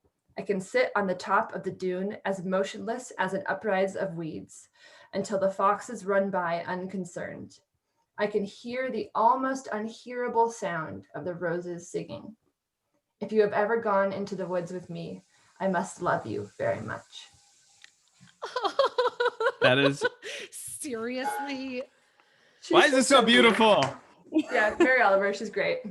That's not allowed. She It's paints so a good. picture. If anybody has never read Is Mary Brody Oliver, crying? No, not yet. No. Oh my God! I was That's- like, we got Brody. We got That's him. for later. Okay, now we I really want to hear your own. For people who care, my undergraduate degree as a communication and English double major, and in English, my focus and emphasis was on poetry and nonfiction, and I actually wrote a 60-page undergraduate thesis that was all poetry and nonfiction around my mother's sobriety. Wow, that was the theme. My mother's will struggle with sobriety. Wow. Okay, that's another episode too. Is that what this poem is about that you wrote? A lot of my poetry, that's like what it feels. I have a couple. I could do one called Mother Myself, which is like about. Well, I'm only asking because my dad was a meth addict and alcoholic, and he's been sober for 10 years. My mom just celebrated her 11 years this July. That's awesome. Wow. That's like same. Yeah. Same. Wow, that's crazy. That is really crazy. I didn't know your dad has been sober, Brody. Yeah. Whoa. Yeah. Wow. That's intense. Yeah, I think he just got his 10-year chip recently. Wow, that's big. Yeah. Where is he? New York. Still in LA? Oh, he's in New York. No. Okay. Mm-hmm. Or has he always been in New York? Oh, he's been in New York for a long time. He kind of got, the way I was told was that he got court ordered. Essentially, it was like, if you know it's good for you, leave New York after he got arrested. And then he got arrested again in New York, and then that was like his breaking point to get clean. Wow. Well, good for him. Yeah. Because I remember some moments in high school that were pretty interesting and scary. My friends have similar memories about my mom. But my mom taught me to love books. She taught me a lot of my positivity. She's an endless lover. And yeah, she's been 11 years sober. So it's great. I will say this, regardless, and I'm sure you feel the same way about your mom, but given the tools that he had at that time in his life, he was the best possible father he could have been. Yeah. And when he was sober, a most amazing dad you could ever want in your life. Oh yeah. And I think most people's parents are that way. And I think we don't give that credit enough to people who are in that struggle. Absolutely. Oh yeah. Absolutely. My mom, I definitely feel like she loved the shit out of me Mm-hmm. to the best of her ability, right? She was bad in it for sometimes, and she was not a good, she was not a good unsober person. But she did her best. And I think that foundation of understanding and empathy absolutely that I have for her, what you said, Brody, like she did the best she could with what she had at the time, allows us to then have the healthy relationship that we have now. Because I know a lot of people whose parents struggle with sobriety, who've gone through childhoods where it was not good, like for a long time. And maybe never became good, but that's maybe usually never the became only, good. If you don't have that foundation. Yeah, it's really hard. Yep. Well, so this one is just about me, but I can read another one if you want to. Yes, so this one's called "I'm No Better Than an Earthquake." Okay, I'm closing my eyes for this one. I have to get prepared. I'm gonna even mute myself. So this is basically a self-portrait. I'm no better than an earthquake. One moment I'm aware of all my limitations. The next I strike. Oh no. One moment I'm aware of all my limitations. The next I strike, slip up, and blunder, breaking boundaries I didn't know I had. I'm miles of faults with cataclysmic breakdowns.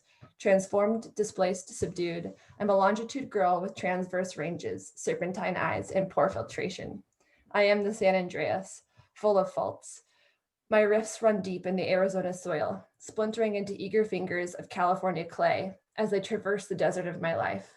I am ridges of clay, molded into exactly the person I'm supposed to be, stretched across the land like the canvas of a drum. My lips are meant to captivate and then consume. I am water, rain, follow my sway. Sarah's crying!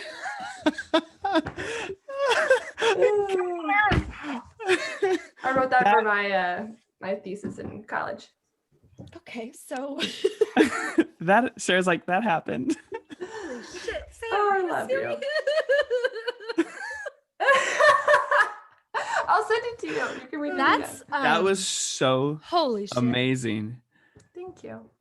Like that was really good. Shit, Sam, what the fuck? Okay, you need to put together like right now a book of poems and put it on Amazon so that I can buy it. And then also all of the people that I know can buy it. And I can use just like it. Self-publish, huh? You can. I mean, that's look, I wrote a children's book this month with my husband, and we just published it. Like, you publish it on your own, you get an ISBN number. Now it's in the Library of Congress. Like, it's so easy. Please do this because maybe I will. Ooh, girl, you just set me on I'll do one more because I have to. Please do. And then we'll be done because I know we're way past time. Hey, no, it's okay because I also I want to share a poem now too after, because I also write poetry, but I'm not that good. But I'm now that I'm with somebody who enjoys it, I want to share it. I like poetry. Go. I think it's a great way to. Poetry is like comes naturally, but also you really have to refine it, and I think that balance of is what makes it great. Okay, so this one's called Mother Myself, and this is about my mom. Okay. I have read all of your books. Tragedy, romance, history. I hope that you were saving them for me. Forgive me for devouring them so completely. If it helps, I probably missed most of what they were trying to say. I lay down on a red clay roof as a child, above my garage on my peaked roof. Even though it never snows in Phoenix, it is a hot city, and stretched and stared at heaven and decided that one day I would hold it in my hand. We all enter the world, pink, naked, cold, uncertain of our way. Day by day, we are defined. We grow, change, wake up. Even as a child, I knew I am the genius of my life. Oh my God. Yeah, you. Sam. Thanks, guys. I just holy shit. feel really, really loved right now. I'm surprised she didn't just get up and walk away. Just leave her mic. I don't know what to do. Like, this is stunning, like truly stunning. Yeah. And it's really, I look through a lot of different poetry, and I love a lot of poetry, a lot, but I also am kind of picky. And this is like, I mean, it actually is kind of hard to make me cry with, well, no, it's not. I'm such a liar, but it's incredible. It's beautiful. And thank you for sharing that with us, because it's so personal and so emotional and so vulnerable to share poetry with people. And so wow, you're amazing. Thank you. Okay, now I need to I want to hear yours. I don't know now. You don't have to. You don't have to. I'll share one. It's really short, and it's just about like about parenting, because all my ones lately are about being a mom and not knowing how to deal with it. Okay, I'll share one. Don't judge me though after Sam's, because holy shit. Holy effing shit. This is what I wrote when I was pregnant with Oliver. So I don't even know if it's good anymore, but we'll see. Dear baby, I'm blocked up. I feel guilty and scared and unlike myself and in love and needy and sensitive. I love you. It's inherent. It's built in. But I am scared of you. I can't see you. I can't feel you. You are a stranger to me. And for that, I feel guilty. Are you real? I'm not sure. I should be. I've seen you twice. 2 times my heart fluttered and my cheek squeezed, my teeth all visible, tears building in my eyes and a feeling of pure joy. But who are you? Are you mine? Are you ours? I've dreamt of you. I've seen your face as a toddler in my dreams, but I can't see you now, even in black and white. But I love you, I think. I'm sorry. I imagined this all different when I wished for you throughout my lifetime. There it is. So good, Sarah. I love Sarah. it. Oh, stop. That is really good. I wrote one yesterday after Michael and I had a really hard time, and it was literally, it's a joke one, but it's like, to my husband on date night, my love, my heart, my everything. How was your day? There are so many things that I want to say, like how you light up wait, one moment, the baby's crying. As I was saying, my love, my heart, my everything. How was your day? There are so many things I want to say. Wait, do you hear the baby crying? Anyway, my love, my heart, my everything. How was your day? He left the room because the baby was crying. Good, he's asleep. So, my love, my heart, my every fuck. Are they both crying now? Meet back here in 10. What was I saying? You were saying, my love, my heart. Wait, Ollie's falling out of bed. Be right back. As you were saying, my love, it's too late now. Good night. I'll share my love tomorrow. So they're all about parenting now. Oh my God, so good. That is genius. We need to just have like a whole episode of poetry because I'm jamming on this. Poetry slam. This. Why don't we, you know what we should do is like do a live recording one, like a live poetry session and recording. Okay.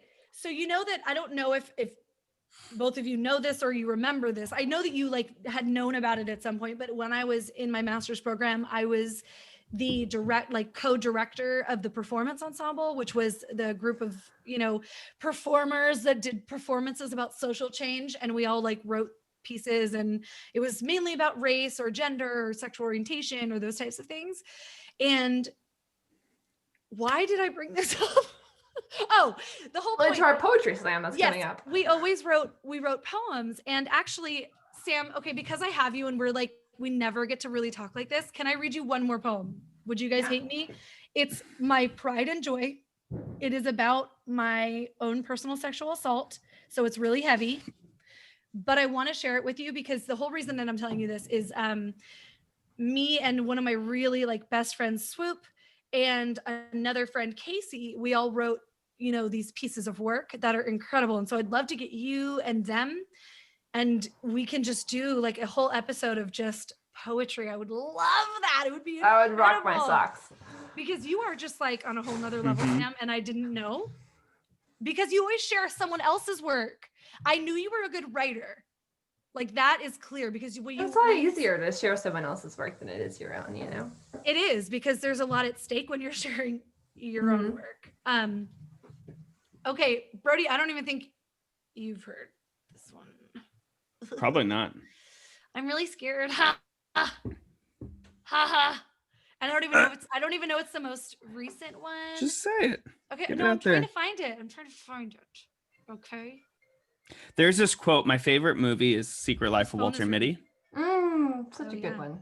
And it's like there's like a whole, I love the meaning about it. It's like you're too afraid to try life, and you have this whole like other reality. And it's, I don't know, I always find the movie, and there's this one part where like do you remember the where he's talking to her in the office and are in his building, and then he comes out as like the Eskimo guy with the big jacket, and he's like, hello, my name is whatever. But then it's him talking to her, and in between them is his actual self. And I was watching it yesterday, I was studying, and I was like, you know what, that it just, to me, it makes you think of, you are the only thing standing between what you want your life to be and like, and who you want to be, and you are the only thing in the middle that's keeping you from achieving them. Wow. You know? And there's a quote in the movie that says, Brody. to see the world, things dangerous to come to see behind walls, draw closer to, find each other, and to feel. That is the purpose of life. Hot diggity dog. I love that movie. That's great. I should rewatch that one. I don't think I've seen that in years. Oh, you have to watch it now. Okay, now I can't find it. Now I'm worried that it's gone forever. Well, that reminds me, while Sarah's looking at yes, please. This quote that's gone around the internet recently. It's like, in every conversation, there's actually 6 people. You as you see yourself, you as you see the person who's with you, them as they see themselves, them as they see you, and them and you as you assuming how they see you, and then them assuming how you see them. And that's in every conversation that you have, like all 6 of those characters are present. And that reminds me of that a little bit, Brody. That is so it. trippy. That's 100% true, though. Okay. That's 100% true. You as you see yourself, you as you see them, and you as you think they're seeing you. Yeah. Yes. Oh, this is a real thing. Yeah. This is what we talked about last week about yes. our perception of ourselves is based on the perception of what other people's perceptions are of you. Yep. Reflected appraisal. Okay, are you ready? Did you find it? I'm just kidding. I did. Don't you dare. You sit your fucking ass down and you listen. I didn't want to drop my mic. It's my baby. Okay. It's called This Body. I haven't read this in years. Okay. And it was the first time I was ever talking about a rape that I had experienced. Okay. This body, this swollen, sincere, sexual body is perfect, perfectly imperfect, positively putrid in its anxieties, proud in its movements, punished by its insecurities. This body is bold. 4 years ago, I had just graduated college. I was grateful to be done, but having had an art degree, I found myself wondering what would be next. For lack of a better plan, I went back home to Santa Monica, where I lived with my mothers for a year. I slept on the couch. This was not the reward I thought I would get for 6 years of college, but that's where I was. These feet. You know what? I'm actually going to read it differently just because I'm sorry. It's like, this is the performance makes sense like this when it goes in between narrative and poem, but I'm just going to read the poem. Sorry. I'm doing it. Okay, so this body, this swollen, sincere sexual body is perfect, perfectly imperfect, positively putrid in its anxieties, proud in its movements, punished by its insecurities. This body is bold. These feet, creamy, calloused, increasingly compressed catalysts of movement that take me from cerebration to cerebration, from country to country, from contact to contact. These feet are flawless and tired. This body has been injured. These ankles, tumescent, tenacious, till death are they fractured. Twisted metal and tales of tribulation stay tucked inside the bones that hold me upright. But time and time again, they transfer my tonnage from here to there, from touch to taste, from touch. These ankles are traveled and strong, yet damaged. This body is powerful and shy. These thighs roar and rumble. They crack and bang like the 17 stretch marks written in the ridges of my body's reticent history. They repetitiously render my torso into rhythms of motion, revealing the ravenous appetite my entire body requires. Raw-boned and ramshackled no longer, now righteous, reverent, and irresistible. Privileged in their freedom and rebellion, these thighs speak. They tremble and quake with strength, yet are often cloaked under rows and rows of rags. This body is ailing. This tummy, this hearty, hurting, honest belly, it hates the rest of me. It throws tantrums like toddlers. It hemorrhages distress in response to heartache and hardship. It is heavy with grief. holding all of my emotion in its acidic pool of judgment, holding on to the resigned remnants of the things I've seen, the things I've felt, and the things I've done. This body holds me upright. Sorry, this belly holds me upright, but it is humiliated, and I'm ashamed. This body has been abused. These breasts, these magnificent, soft, sensual, stimulating, and spiritual breasts, they are mine. But they're not mine. They're every woman's and every man's. They are everyone's. They have been shared, scared, and stolen. They have been seized and squeezed, violated, defiled, and stripped with no explanation, no condemnation, no fucking recognition of this shocking, tragic constant. Only remarkably unremarkable guilt, seclusion, and wrongfully situated shame. These breasts are bruised and in hiding. They are shaken and in shock. They plead for redemption, for resolution, for respect, while leading my body to revel in the riches that exist beyond their personal trauma. This body is brave. This voice is a shadow today, but a siren tomorrow. It is sweet and wholesome, catty and jealous, insensitive and blaming. It is sincere and genuine, hollow and shy. It's loud and proud, disregarded and laughable, earnest and serious. It is expanded beyond text, beyond symbol and sex. It is not understood. It is judged and scrutinized. It is flawed and dramatized. It is my every thought, my every belief, my every truth, and my every fault. This voice is recognizable because it sounds like yours. This voice is our redemption, our survival. It's a vessel for change. I will not stay silent anymore, because just like Adam changed my body, soul, and voice that night, I'm changing it again. Because why should our bodies end at the skin? That like hurt to read. I haven't read that in so long. That hurt. You read that so beautifully. It's weird. It's like a muscle memory thing. Like I remembered how I read it in the performance. It's so weird. So beautiful. I like it. That's super heavy. That's amazing. Amazing. And just you can tell it was written to be read like out loud.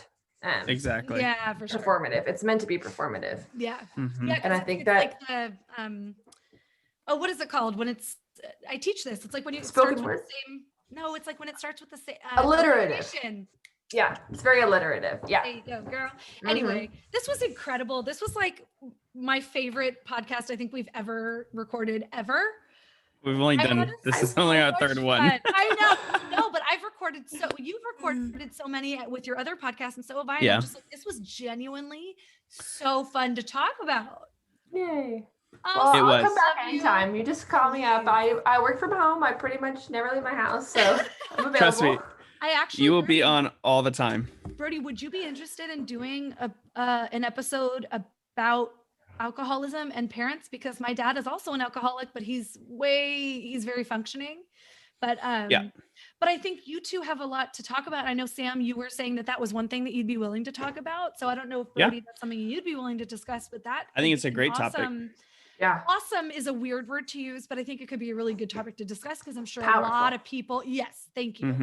Powerful, because a lot of people I think would benefit from having people be talking about something like that. So anyway, Sam, we love you so much. Thank you for being here. Thanks for having me. I'm gonna go eat some dinner now, which is very exciting. God, you haven't even eaten dinner yet? No, we eat dinner at like 8:30 usually, so I don't care. I'm good. I am good. I just know most people eat at like 5:30, but we don't eat till 8:30. Definitely do. We definitely do, just because we're like, get the kids in bed so we can have any time alone. Yeah. I just had a thought. Yes. When we do our website and we have the blog, and we have the recipe page, can we do a whole Ryan's Kitchen? Oh my God. Yes. That's so good. Yeah, he keeps all of his recipes. He's got his own custom bagel recipe now that he does. We haven't bought bagels. I think it would be so fun and such a cool thing to do. Yes. Oh my God. For sure. 100%. And you should have Ryan on. I bet he'd be an interesting. Oh, yes. Absolutely. We'll do him and Michael. Yeah, that'd be fun. Oh my God. And they would love to talk to each other too. They're so cute together. They're so cute together. I know. I love it. So is Brody and Michael. Like they have their own relationship, and Ryan and Michael have their own relationship, and they're totally different. So I wonder what it would be like with all three of them together. Like, you know what's funny? I really like, as outgoing as I am, the only two people, even out of work, that I've really like gotten along with have been Michael and Ryan, which is funny because they're much more introverts and like techie people, and I'm opposite. And I'm like pretty. He's a multi-interested person. I don't know. I love them both, and I was so mad when when I heard you guys moved, because I was like, I wanted to actually get to know them. I know. Well, truly, when we put you guys near the same part of the table, we were like, they're going to become best friends and then leave us. Oh, no, when you guys were saying that you want to move to Bend, me and Ryan were like, hallelujah, friends in Bend. Like, who needs to make adult friends when you can just make your adult friends move to the city that you live in? And I think that is very valid. We're trying to do that with Brody and Holly, and they're like, yeah, Santa Paula has not a lot going on. And I'm like, yeah, I agree. Yeah, you guys are in a weird place. It's weird. Like Sam said, really weird. We're going to move out there next to Sam and Ryan. And we will follow. And then you will follow. Yeah. And then we'll just start a commune. It's going to happen. It's going to be my real, I don't know if Ryan would ever admit to this or agree to it, but if I could like live in a property where there was multiple houses and like you guys lived in one and you guys lived in the other and we were all together. Yes. Sarah, what did I text you yesterday? You know that I'm down on this because I literally, Sam, I texted Sarah. I said, we need to buy a bunch of acreage and then we can all build our own houses. Michael is obsessed. And live on the land. He's like, that's all I want to do. I want to build container homes on like empty land. So yes. Come buy some property out in Bend, Oregon, and we'll make it happen. It's just convincing my moms to come there too. I know, family is so important. I am so close to my moms, but anyway, that's a whole. But they're retired. Like they can live wherever. They're not yet. Not yet. Well, they're almost retired then.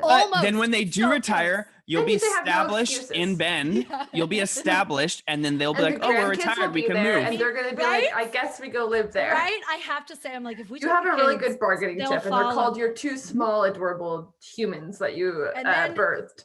So maybe we even make this go a step further and get pregnant with a third, and then just say, "Well, we're pregnant and we're moving to Oregon. So if you want to see the new baby, you gotta come there." Anyway, funny. Go eat your dinner. Okay. Go eat your dinner. Brody, I want to just talk to you just for a second, just to clarify some things. But we love you so much, Sam. Thank you for being here. Thanks for having me. I'm excited to see how this gets edited because good luck. I know it's all gold, so I don't know what I'm gonna do, but we'll figure it out. Sam, guys, thanks for having me. Love you. Give Ryan big hugs. You've probably seen him walking around. He's out there somewhere. I did. So. Tell him I say hi. Okay. Okay. Bye. Sam. Bye. I love her so much. I'm done. Oh my God. No, I'm just saying, I want you to say hello. Hello. I just want you to say for the closing, to remind our listeners to do the challenge of the selfie challenge. So do it. Yeah. Do that now. And this is just gonna be like a separate thing you're gonna post? I'll post it before we say thank you so much, Sam. Goodbye. You'll just say, oh, and don't forget. So say like, don't forget. Oh, and guys. Yeah. Okay. Hey, everyone. Go. Also, don't forget that the challenge that Sarah started it's a way for you to become confident and put your vulnerabilities out there. And so for a full week, we want you to post a selfie, put it on social media, and tag Worth Wondering Podcast. Okay. Podcast. But again, one selfie every day. Yeah. For 7 days. Oh, you're making them do one a day. Dang, you. One a day. Because it's breaking barriers. And this is where we're going to learn to break barriers and get through our vulnerabilities and our comfort zones. And it's going to be amazing. And you know what? Maybe we'll even do another giveaway for it. I was just going to say, let's sweeten the deal. And I'm not saying you need to do every single day, but if you do at least one selfie where you try to capture your essence and not just a cute duck lip photo, I'm talking raw, unfiltered you. Yeah. With the hashtag Worth Wandering Podcast. I think we should, we'll pick a winner. And just randomly, not because, we like your photo more than somebody else's, but randomly, if you've done this and you've put yourself out there, we'll pick you and we'll give you something good. Cool. We're not, it'll be a random draw, but you have to participate. Yep. So, and we're going to do it too. Pretty pictures. And we're going to do it too. Don't worry. We will. All right. I love you, Brody. Thank you so much. This was amazing. And I can't Seriously. wait for the next episode. Likewise.